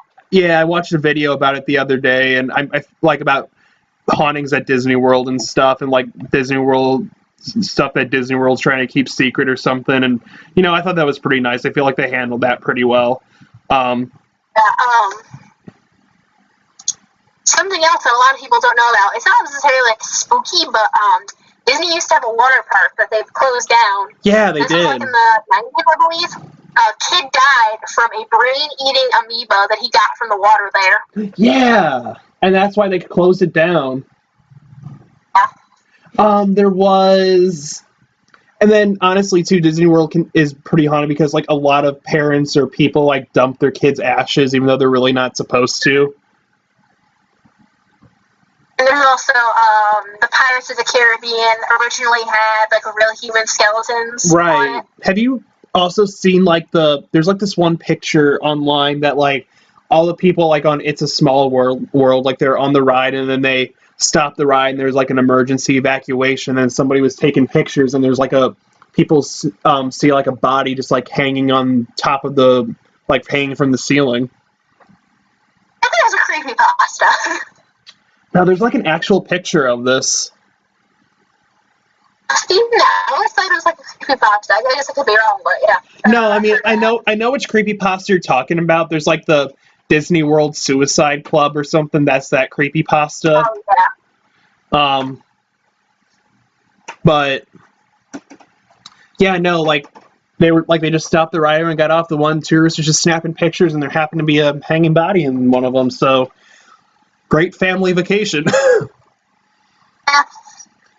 We've completely gone off topic from original Friday the 13th, but it's all of the stuff that we just talked about happened on Friday the 13th. Don't quote me on that, but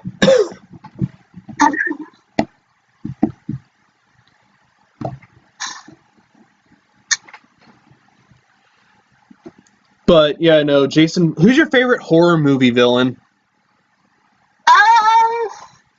Honestly, Michael Myers and Jason Voorhees, I like them both. I don't know which one I like the best.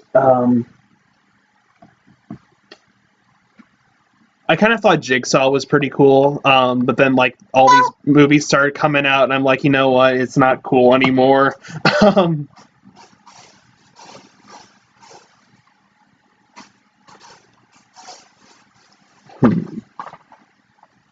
So really, I have no idea.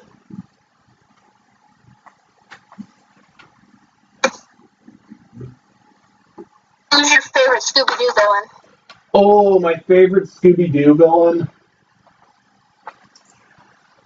Oh, God, let me take a look. That's a good question. I actually kind of like there's actually like two that I really like. The one zombie that looks more like a ghoul that kind of has like the red eyes and is bald and everything is like kind of glowing green. I like him a lot, if you know who I'm talking about. And then I like the one werewolf who has like purple skin and everything and just looks like a hairy dude.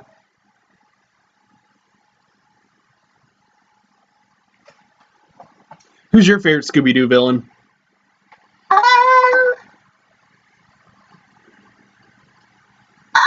don't know if they're villains, but there was a Scooby-Doo where, like, they're, like, out in the woods, or, like, they're not in the woods, like, out in the desert, like, where a bunch of UFO sightings are happening. And Scooby and Shaggy, like, there's, like, a girl and a dog they find. And, like, they're perfect matches for Scooby and Shaggy. It turns out they're aliens the whole time. Yeah, that was from the Alien movie. Yeah. That was fucking crazy. I remember seeing that as a kid. I'm like, what?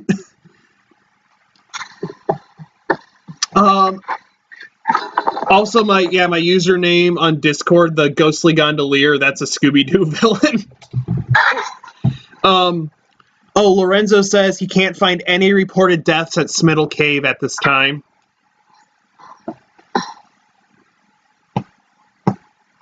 Which makes you really wonder, like, if there's no reported deaths there, like, what deaths are undocumented? And this is a cave system, in Missouri. There could be, all sorts of Native American things that happen that we just don't know about. Right.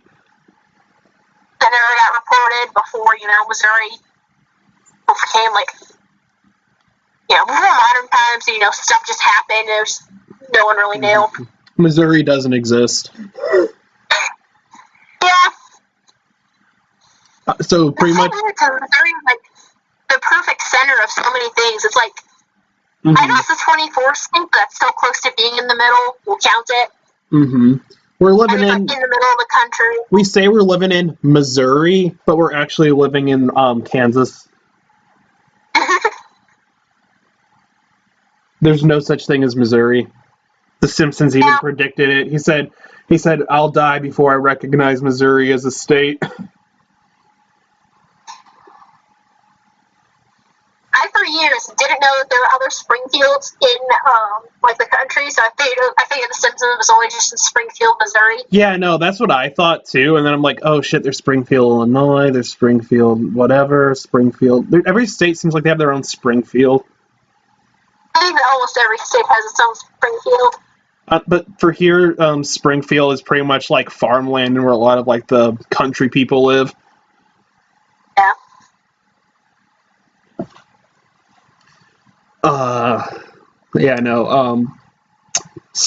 I want to visit Merrimack Caverns. I have not done that yet. I haven't either. I don't visit any of Missouri state caves. I want to visit the Jesse James one. Oh, the Wax Museum? Ooh. I really want to visit Zach Baggins' Paranormal Museum. Same. Because that's where that Dybbuk box is, and I know he has some other things as well in there. And this is like this is like a legit Dybbuk box. This isn't like one of those fucking ones that you get off the fucking deep web that's literally just has like a used condom and a piece of chewed bubble gum in it. It's not one of those. This is a legit Dybbuk box, guys. And he also has that van, the guy who would go around committing assisted suicides used. He has what? There was a guy, he was considered a serial killer because he would go around doing assisted suicides and killing people. And then the police got. Let me see what's. And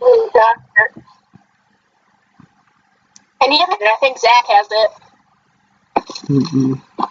Items in Zach Baggins' museum. Let me take a look what Zach Baggins has. Zach Baggins drops $50,000 glasses. What the fuck? This is just TMZ. This is nothing about what he has. This is just where he can purchase tickets.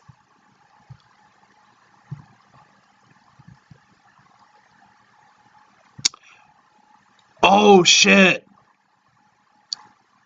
Oh, he's got the Devil's Rocking chair, the funeral. Oh shit, you know what he's got? Oh, he's got that. Oh, I forgot what the name of it was, but he has that one serial killer's fucking cauldron. I don't know which one you're talking about. No, I think it was like Ed Gein's or somebody's cauldron, like that they used to.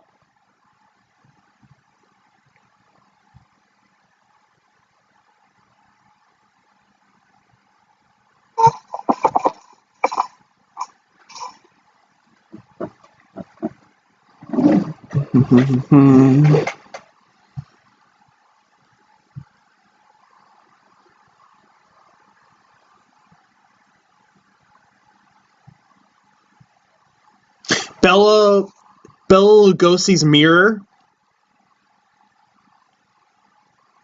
And it's a working death man. That's what he's checking. Oh, fuck! He's got Peggy the doll.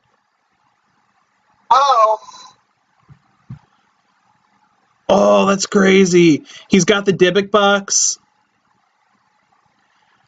The Demon House staircase.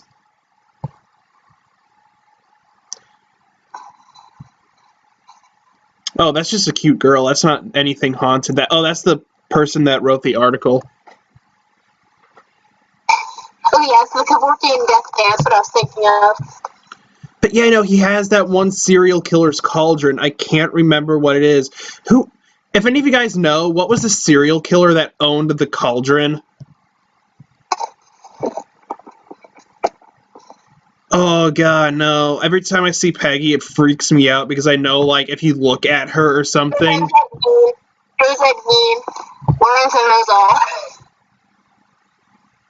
Thank you, Lorenzo. It was Ed Gein. All right, but yeah, no, Ed Gein's cauldron. He has that in his museum, and that's pretty much like where he put like people's skin in and everything, and I think he cooked some people. And I don't know what he did with that, but that was his cauldron, and Zach has it now. But yeah, no, every time I see Peggy the doll, I freak out because I know like the lore behind her. Like if you look at her, like your screen's supposed to freeze and like you'll get like bad headaches and everything. And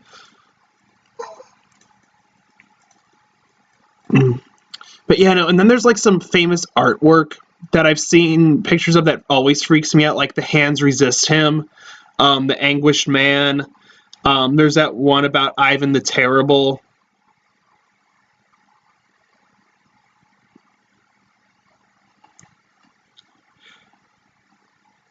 Oh yeah, he said that he also has the Kevorkian death van. That's the van I was talking about. What's the story behind that? What happened there?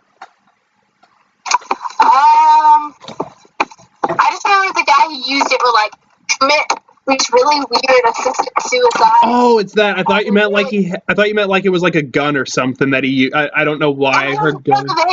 Okay. This is like the anti-mystery machine. Yeah.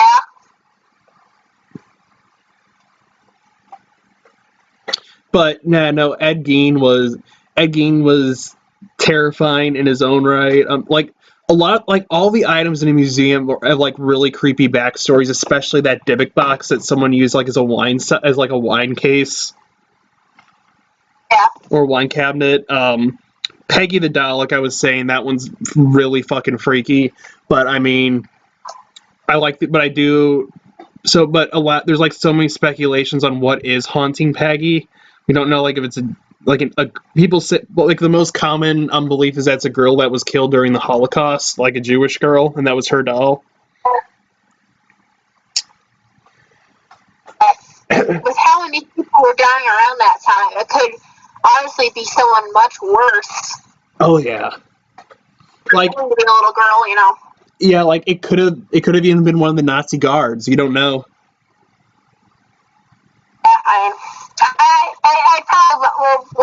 believe it'd be a little girl because it'd be really weird for a guard to do that, but, I don't ever trust those kind of things. Right.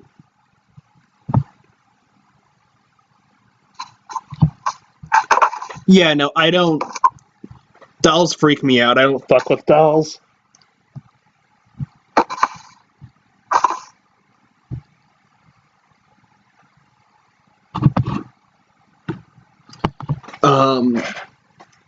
Which is why, at my work, guys, I work at a thrift store. So, every time, I have to move a doll or something and, take it off the cart and put it on the shelf so customers can look at it and buy it, I'm always, really nice. I'm like, all right, sweetie, I'm just going to pick you up here, all right? And I'm just going to set you right here on the spot, and I'm just going to leave you alone.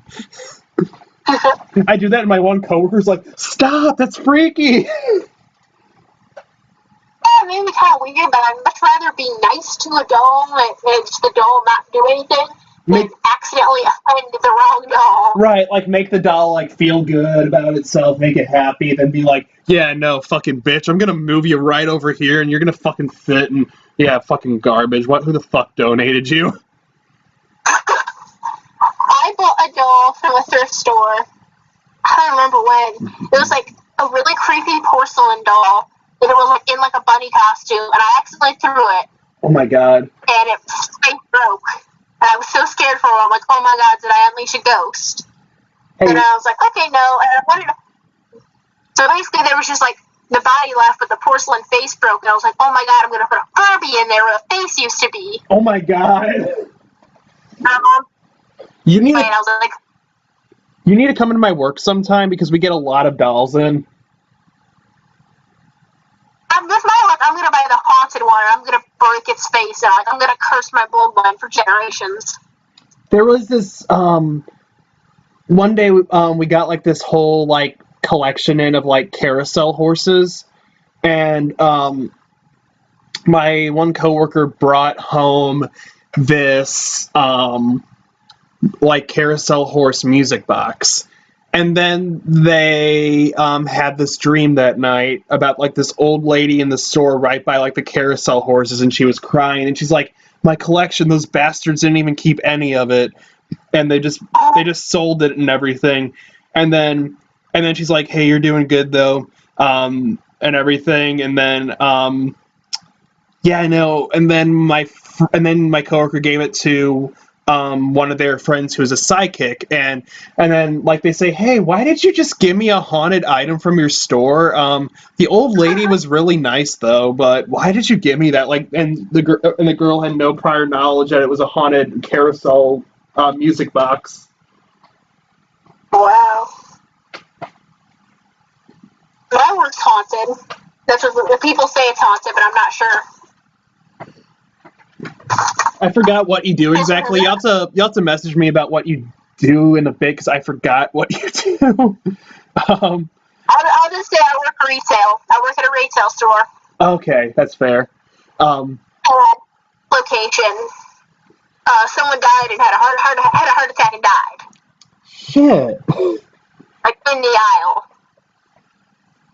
In the aisle. This happened in years before I worked there. But I mean, still, we're if you in a stay. New store now. We're in a new store now, but they say that the guy followed us because, we'll hear weird noises all the time.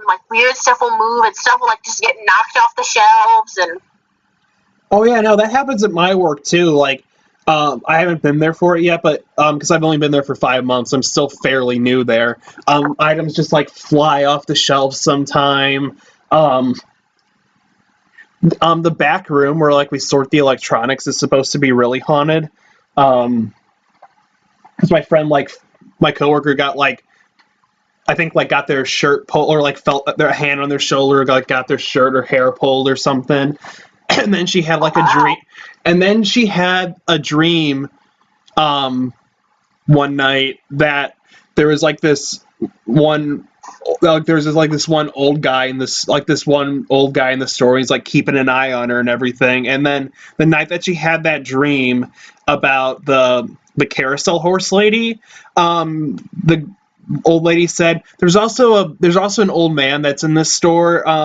He likes you. He keeps an eye on you, make sure you're doing okay. Tomorrow at this time, he is going to give you a sign that he is keeping an eye on you. And then like when you get home from work, and then one day, and then like she went home from work, kind of forgot about it, and then like at the time the lady said in the dream, she, her mom, and her sister heard an old man cough. Wow. So crazy shit. Yeah, no, that is weird considering where you work. Because I'll just say for everyone else, because I'm not going to say wherever, because I feel like you'd be able to find me pretty easily, but it is not a store that deals with, like, haunted things. Like, it is retail crap. It's, like brand new shit for like people. Personal. And yeah, I agree, Lorenzo. You never know if an item is haunted until it's too late. I mean, unless, like, you're actually, like, a psychic or something and can, like, feel the energy coming off of that item. Now, one of my friends had this haunted carnelian, and, like, I know, like, carnelians are supposed to help with, like, dreams and stuff, and they gave it to my friend, and he put it underneath his pillow, and every time he had that under his pillow, he had nightmares, like, really graphic, bad nightmares, and then as soon as he gave the carnelian back, the nightmares stopped. The person who gave it to him originally have suffered from stuff like that, or no?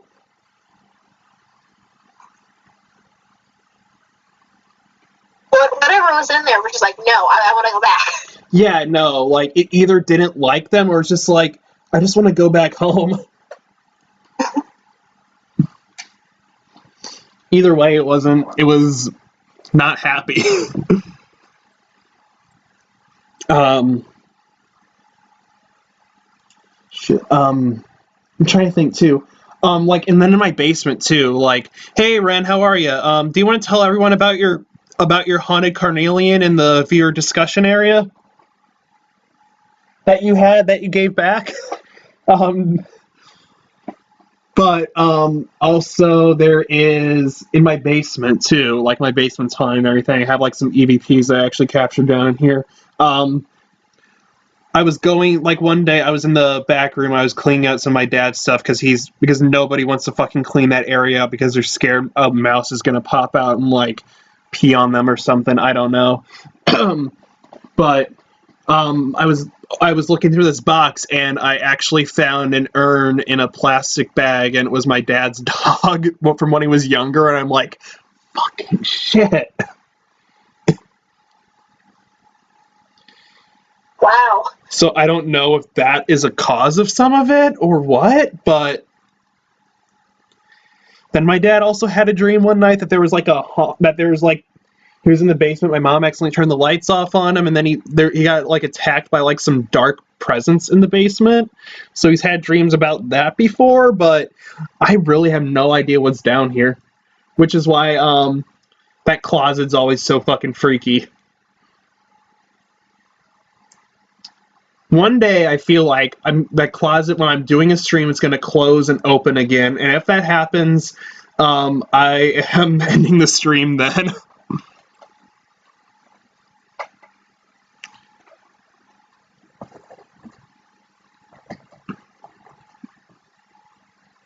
Oh yeah, no, I forgot you have a haunted tarot deck, Lorenzo. Oh, that's super cool.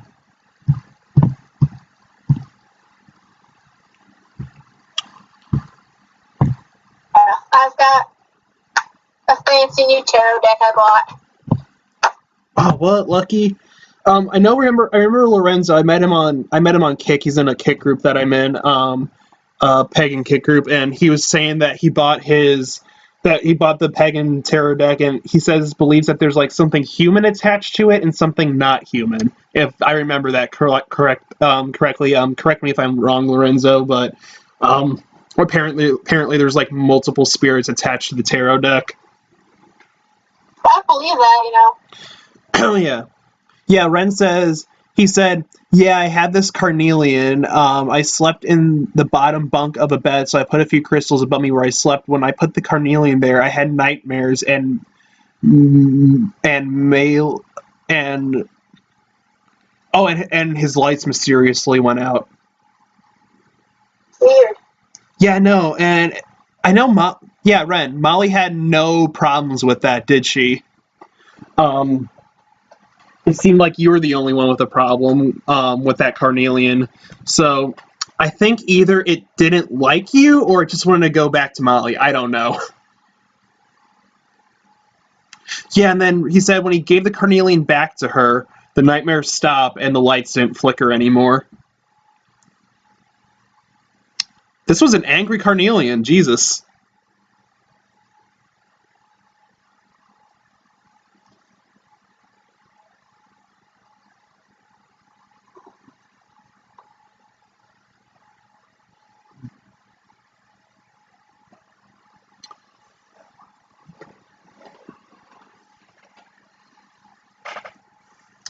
Yeah, no. Yeah, no. So Ren, I think the carnelian, it whatever was attached to it, I don't like. It either didn't like you or just wanted to go back to Molly.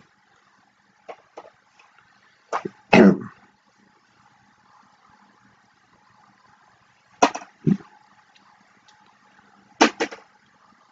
then sometimes when I'm at work too, I get like really uncomfortable.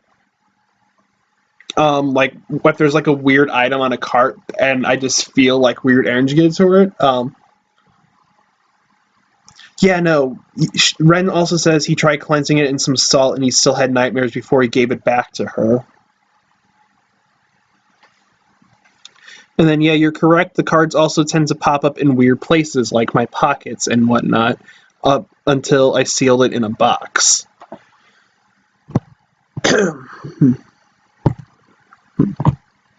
What kind of box is it? Is it just like a cigar box, or is it like a protected box, like with gems on it, or to keep whatever is attached to it in there?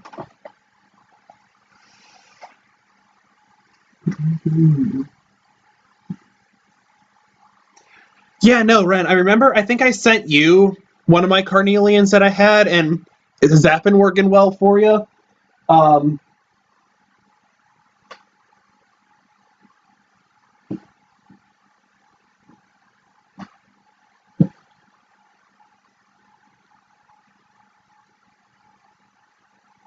Because if I remember correctly, I do believe I sent you one of my carnelians.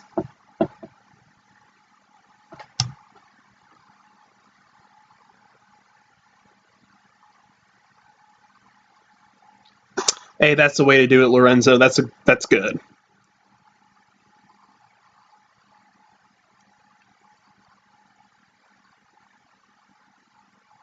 I'm really curious what could be attached to those cards.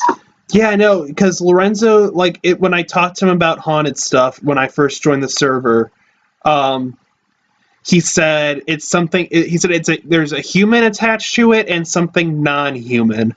So I don't know what that non-human could be. Maybe the tarot cards brought something. I'm really not sure. I'm not very good with tarot cards yet.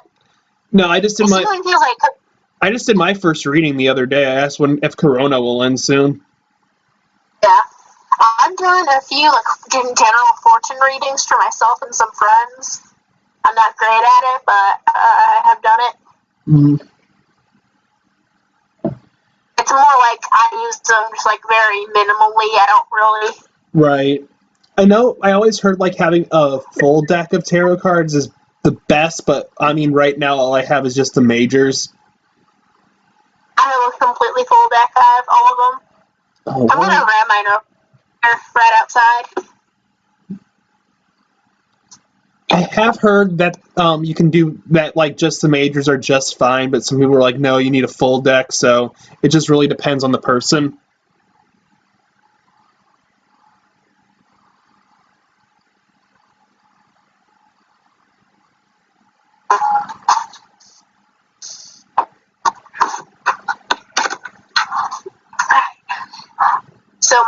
actually from a video game.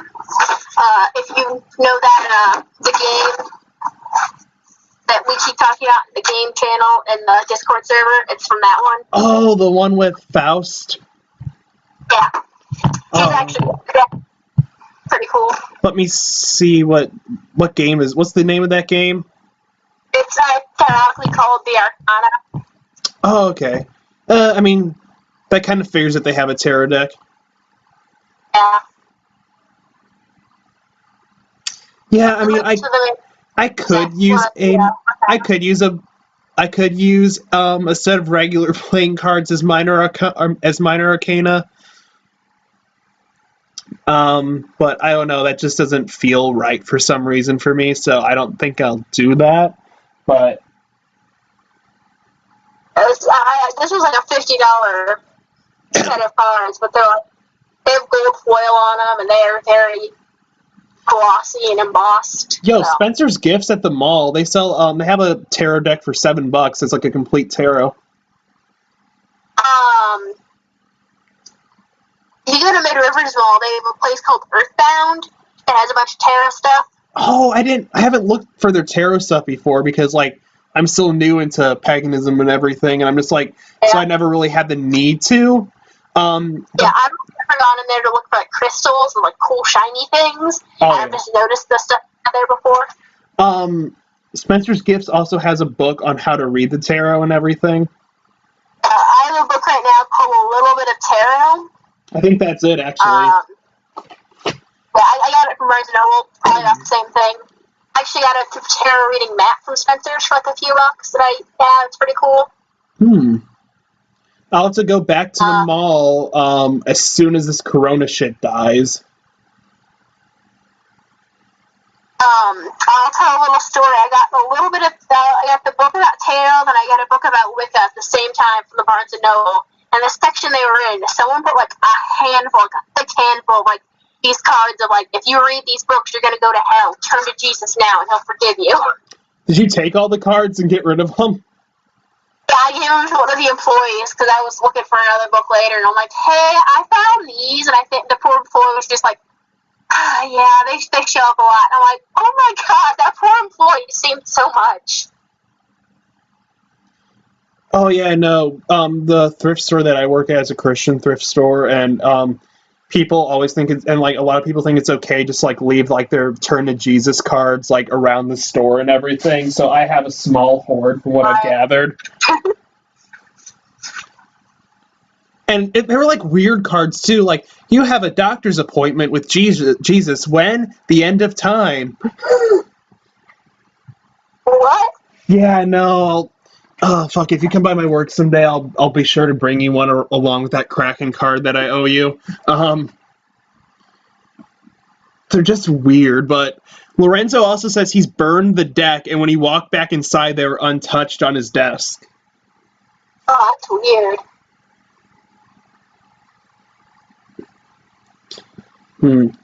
You know, it kind of reminds me, have you ever heard about, it's like a more recent thing, like last month, have you heard about the haunted Elsa doll? Oh, I'm not. Yeah, no, this family in Texas, they have this Elsa doll, and it's like you press the button and it like sings and says phrases from the movie Frozen, and then for some reason it like did half English and half Spanish for some reason. It started to do that when it was a completely English toy, and then it turned completely Spanish. So I thought the doll was broken, so they tossed it out. And then it came back, and they knew it was the same doll because it had like a mark that the girl on its ear that the girl did with marker when she played with it. And then they threw the doll out again, wrapped it up in a big plastic trash bag, tossed it underneath like a bunch of other trash, and then they went on vacation. And then they came back, and the doll was like standing like in the alleyway by their house. Oh. And it still had the same mark on it, so it wasn't a different doll. This was still the same doll. And it still sang in Spanish and talked in Spanish, which wasn't programmed in that toy. Oh, that's creepy. I don't like that. Have you seen that video about the haunted Dora the Explorer doll? I think I might have. That sounds familiar. The girl's like she's singing to her Dora the Explorer doll, and they said that they were a poor family, so they didn't have batteries for it. So she's just kind of sitting there, singing to the doll, and then the mom's just in the hallway recording, and then the Dora doll just like turns its head really quick and just stares at the mom. Don't like that.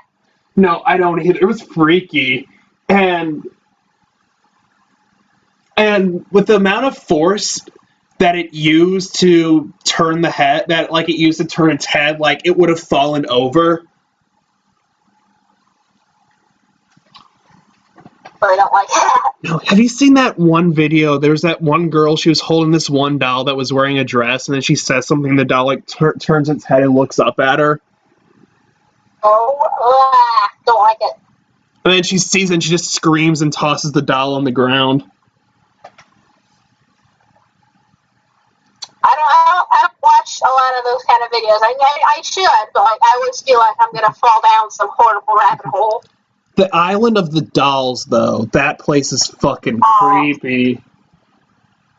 I think it's really creepy, but I also think it's kind of like, I don't know, it doesn't feel as like menacing. No, it doesn't. I mean, for me, I mean, I have a fear of dolls, so it's creepier for me, but it doesn't feel incredibly evil. It doesn't feel like, there's anything malicious there, super malicious. It feels like, it was an old man trying to do something to like honor someone. Yeah. Then it kind of got. And he died in the same dam that the girl was found in, which is really creepy, but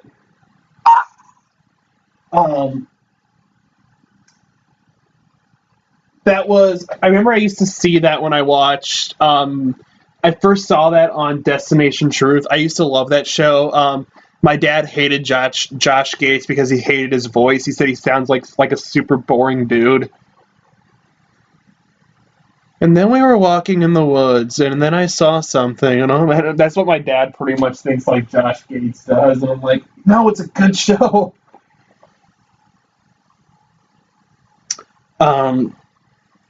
Yeah, no, Destination Truth was by far one of my favorites when I was younger. I loved Monster Quest. Lost Tapes was great. That Animal Planet show. Yeah.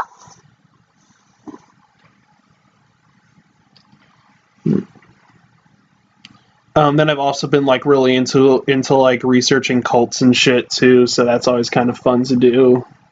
Yeah.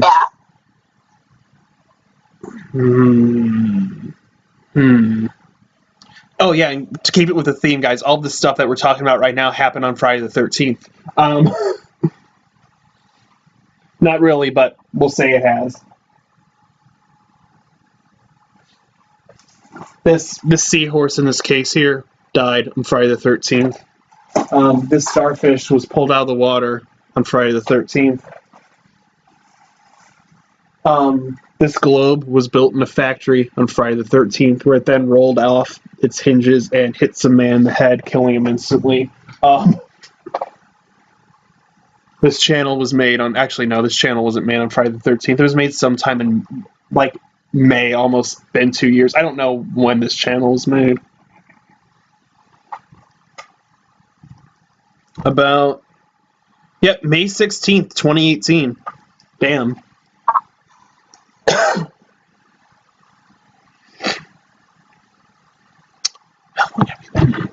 Holy fuck!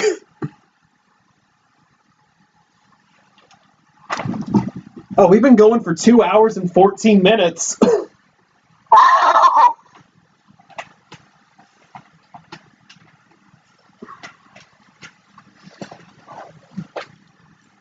didn't even notice. I was like, oh, yep, we're having a good time. Did you want to keep going, or do you want to call it, or? Probably not too much longer, but yeah. Okay, do you want to give it like 15 more minutes? We can go to 2 hours and 30. Yeah. Yeah, let's. Give it a nice. Yeah. Or we could go another and go like to 3:13. Nah, 2:15. I mean, 2 hours and 30 minutes sounds good. I'm gonna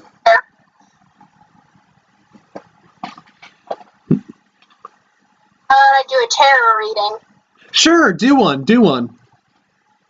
Got my cards out. Mm-hmm. I'm the only one who can see this, so everyone's just gonna have to take my word that I'm doing this right. All right.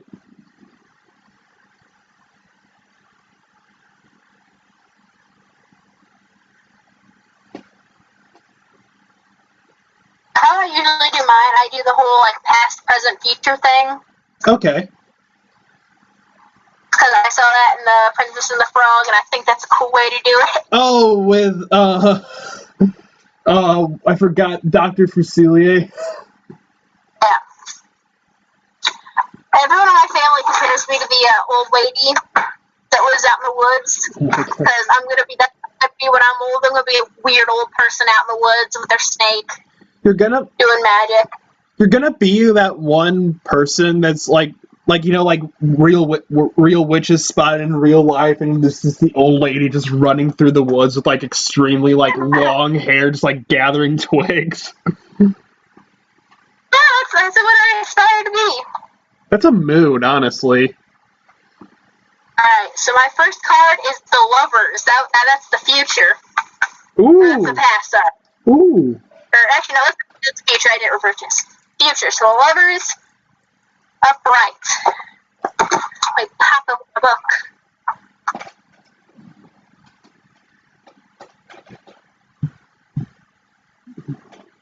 The love card is about love and can indicate a twin soul if you are in a committed relationship or met someone who feels special and have known them all your life. Steely Dan. Love is coming soon, so that's a good one to have in the future. Mm-hmm. Alright, for the present, we got... Oh no! What? This is not, Did you get the fucking tower? Did you get the tower? I think I might have gotten the tower. I can't remember which one this one is. I just know it's not one of the good ones.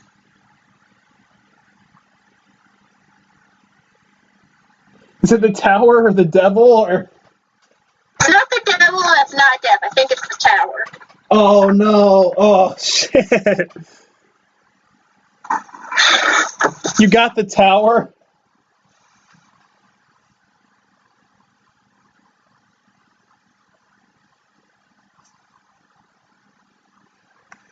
Oh. I got girls well. Let me make sure I got the right one. You got what? I'm making sure I got the right one. Okay, yeah, I got the tower. Oh no! Is it upright or facing down? It's right. So. I mean, that's at least okay. It's not what you want, but.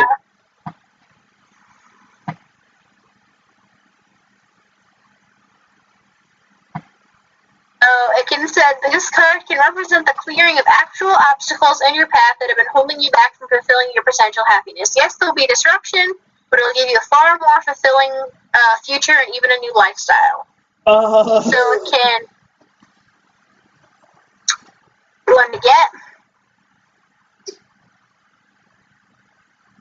Something else. The only negative aspect of the tower is not learning from mistakes and building an identical tower in another place and wondering why it falls down again. So. No. And for the deck I have, the art shows a bunch of plague beetles. So, you know. Aww. And for the past, I've got all the major arcana here. Which one did you get for the past? This is it's the 18th one. I don't have it memorized. The 18th? No. Yeah. Is the moon.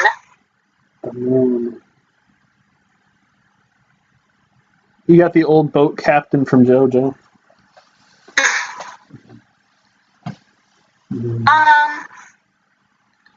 This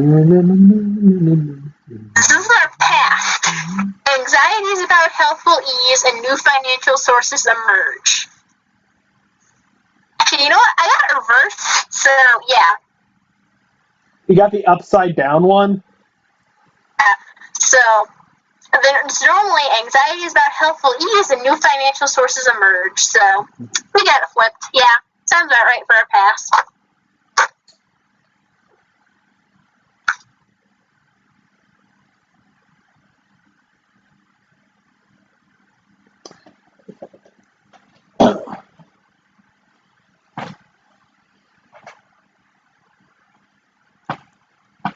You should do a tarot-related stream at some point in the future.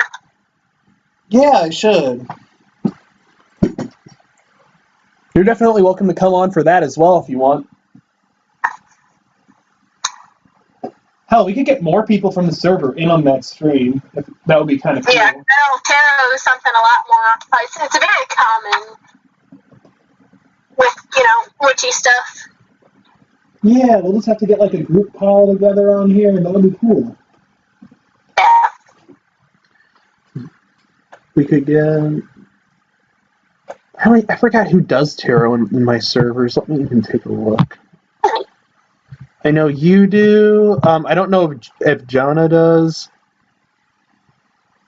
He does not. I've done them for him, but... He doesn't?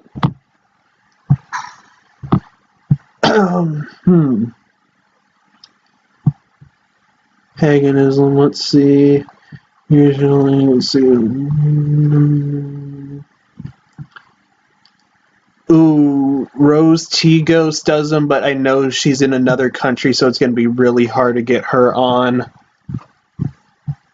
Twilight as well does it.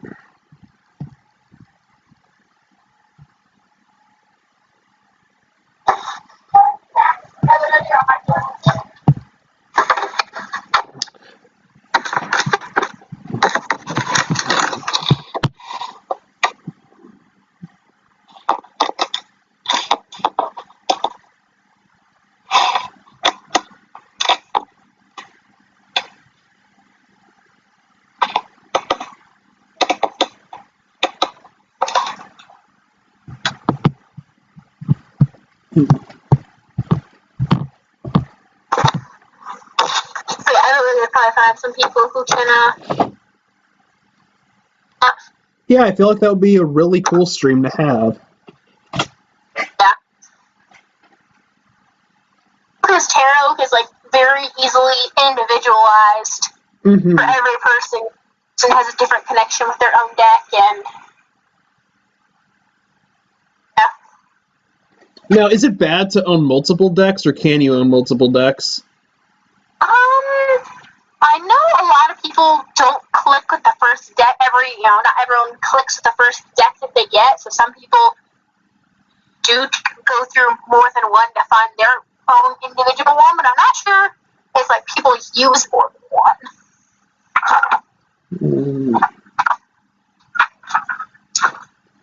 one. Let me see. Yesterday I asked, will the corona be over with, or will the corona end soon? And I got Wheel of Fortune, the Hermit, and Strength. Pretty good ones for that. Yeah, I know. So I pretty much took it as, it'll progressively get better. Everyone will realize that it wasn't as bad as we thought it was, and then with fortitude, we can just pretty much get back to normal.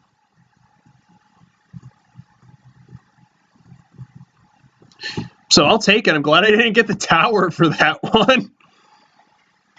Fucking hell.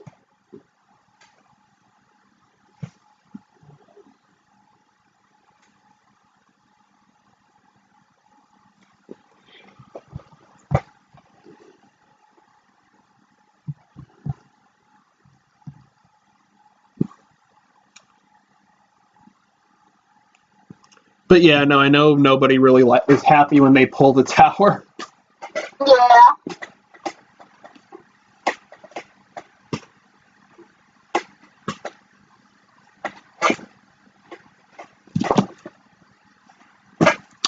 And then something else that I was talking to Ren, I don't know if you're still here, but I was talking to him last night.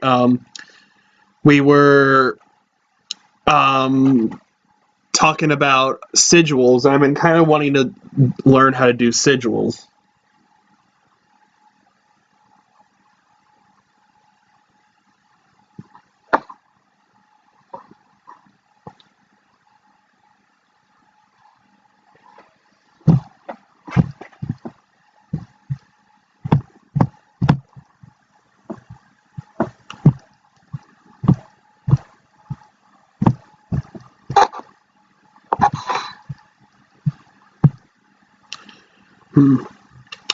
Oh yeah, no, I forgot you do give tarot readings to people, Lorenzo.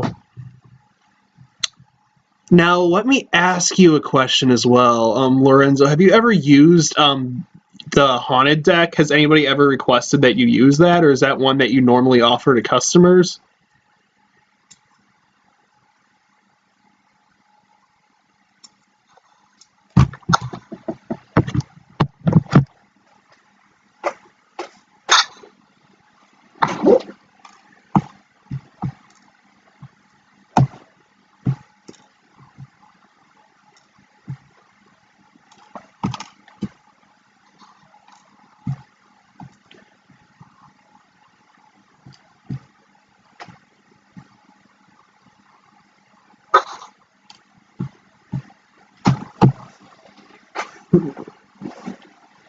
Because right now, the only tarot deck that I own is the Lisa Frank one.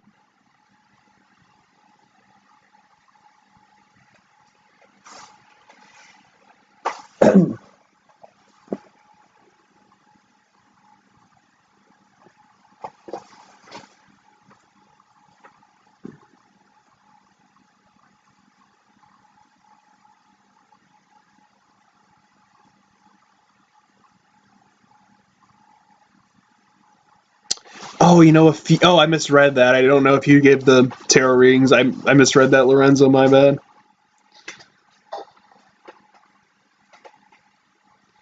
Um.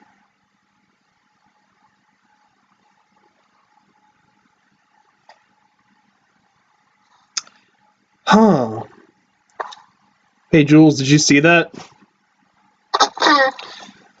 Lorenzo says he has used that Haunted Tarot deck, and but it does the exact same cards every time.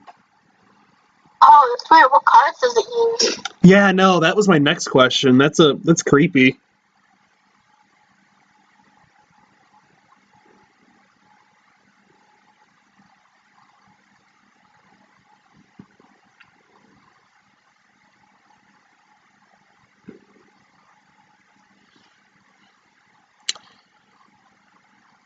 And yeah, too, Lorenzo, if you have a Discord, you are more than welcome to join my servers. We'd definitely love to have you in there and hear about some of your ghost experiences and whatnot.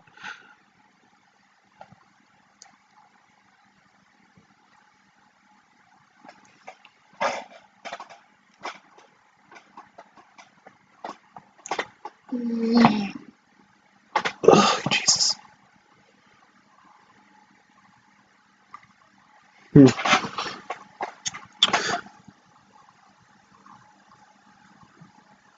Oh, fucking shit! Oh wow! Holy crap! And you said that you had the deck near your phone, right? So Yeah, no, I wonder if that actually influenced anything. that's really weird. I mean, it's weird but cool. Yeah, no, like, I wonder if that influenced anything.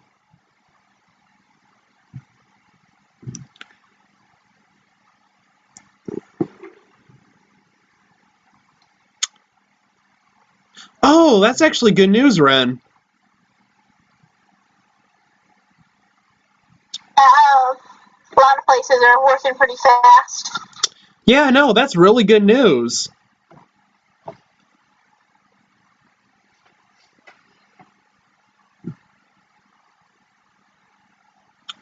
Yeah, no, and Lorenzo said he had the box that had them open. That's really weird. So yeah, no, I wonder if they influenced your deck.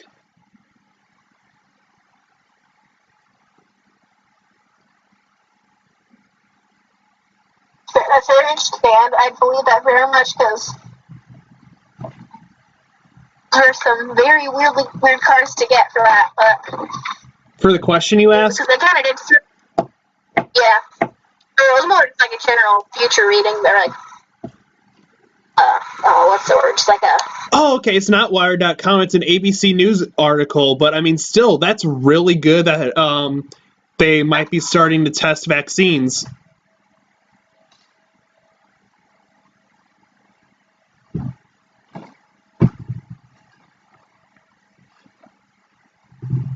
That's really good news. But will it work? That's the question. Alright,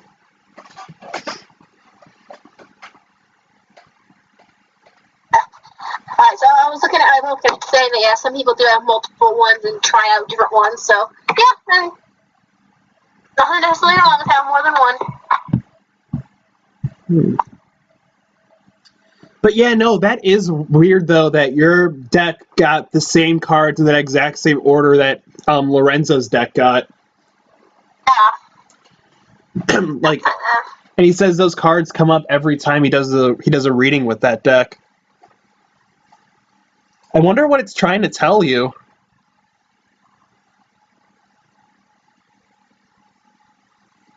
I wonder if it's just one of the spirits being stronger than the others controlling it, or if it's like a mixture of all the spirits, or...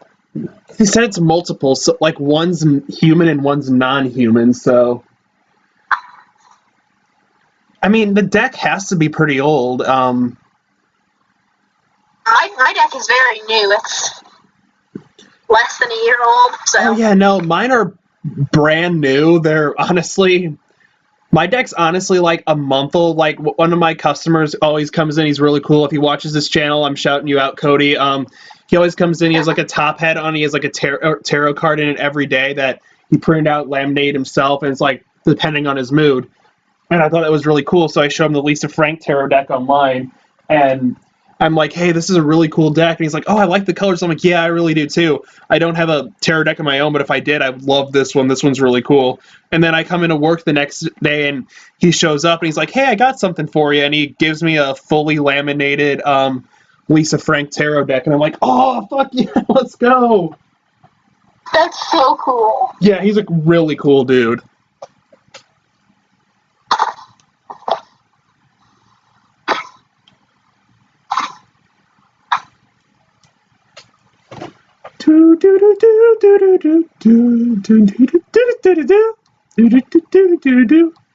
Oingo boingo brothers.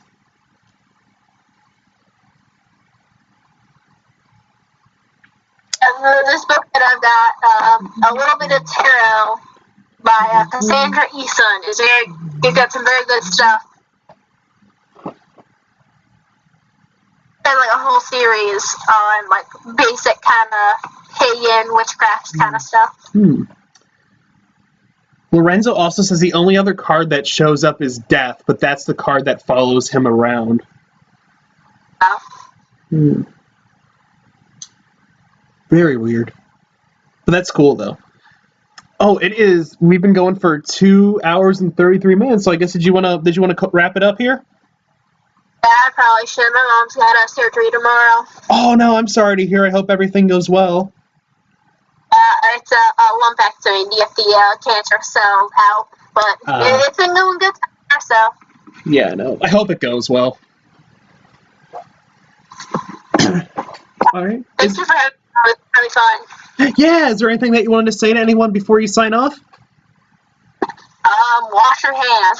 Yes, please, guys, wash your fucking hands. Stay home if you're sick, too. Yeah.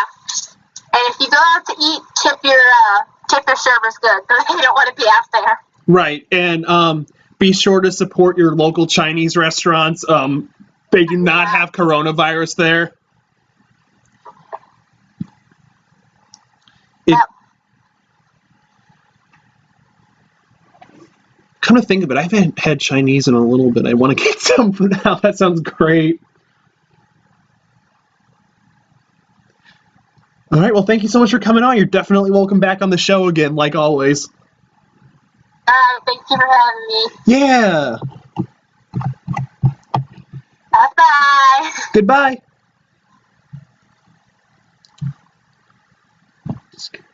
All right, guys. Thank you so much for coming out today. It was a great stream. This was a fun stream. We kind of got off topic at towards the end, but I thought regardless it was still good conversation. And I'm gonna try a tarot stream next week, maybe next Sunday. And we'll get pretty much more people in on this. So if you guys like the video, be sure to hit that like button. You can dislike it if you dislike it. I heard if you dislike this one, Jason Voorhees will come out of your bathtub, tickle your toes, and then chop the pinky one off with his machete, taking it as a trophy. If you don't want that to happen, the only way to ward off Jason is hit that like button. Also, guys, if you're new, consider hitting that subscribe button to become a member of the Crypto Crew today. The earliest I can probably film the next cryptid ratings is going to be Tuesday, so that should be out Tuesday or late Wednesday night. Either way, it will be out fairly soon, so thank you guys so much for coming out for this. And also, guys, if you have any stream suggestions for me, comment below. I have links to all my stuff in the description below, so definitely feel free to come out and support that and everything. I have a Tumblr where I post cryptids and spooky stuff all the time as well, so check that out as well. But thank you guys so much for coming out, and I will see you guys next time. You've been watching Cryptocast. I've been your host, Parker. Stay spooky, and I'll see you all in the next video.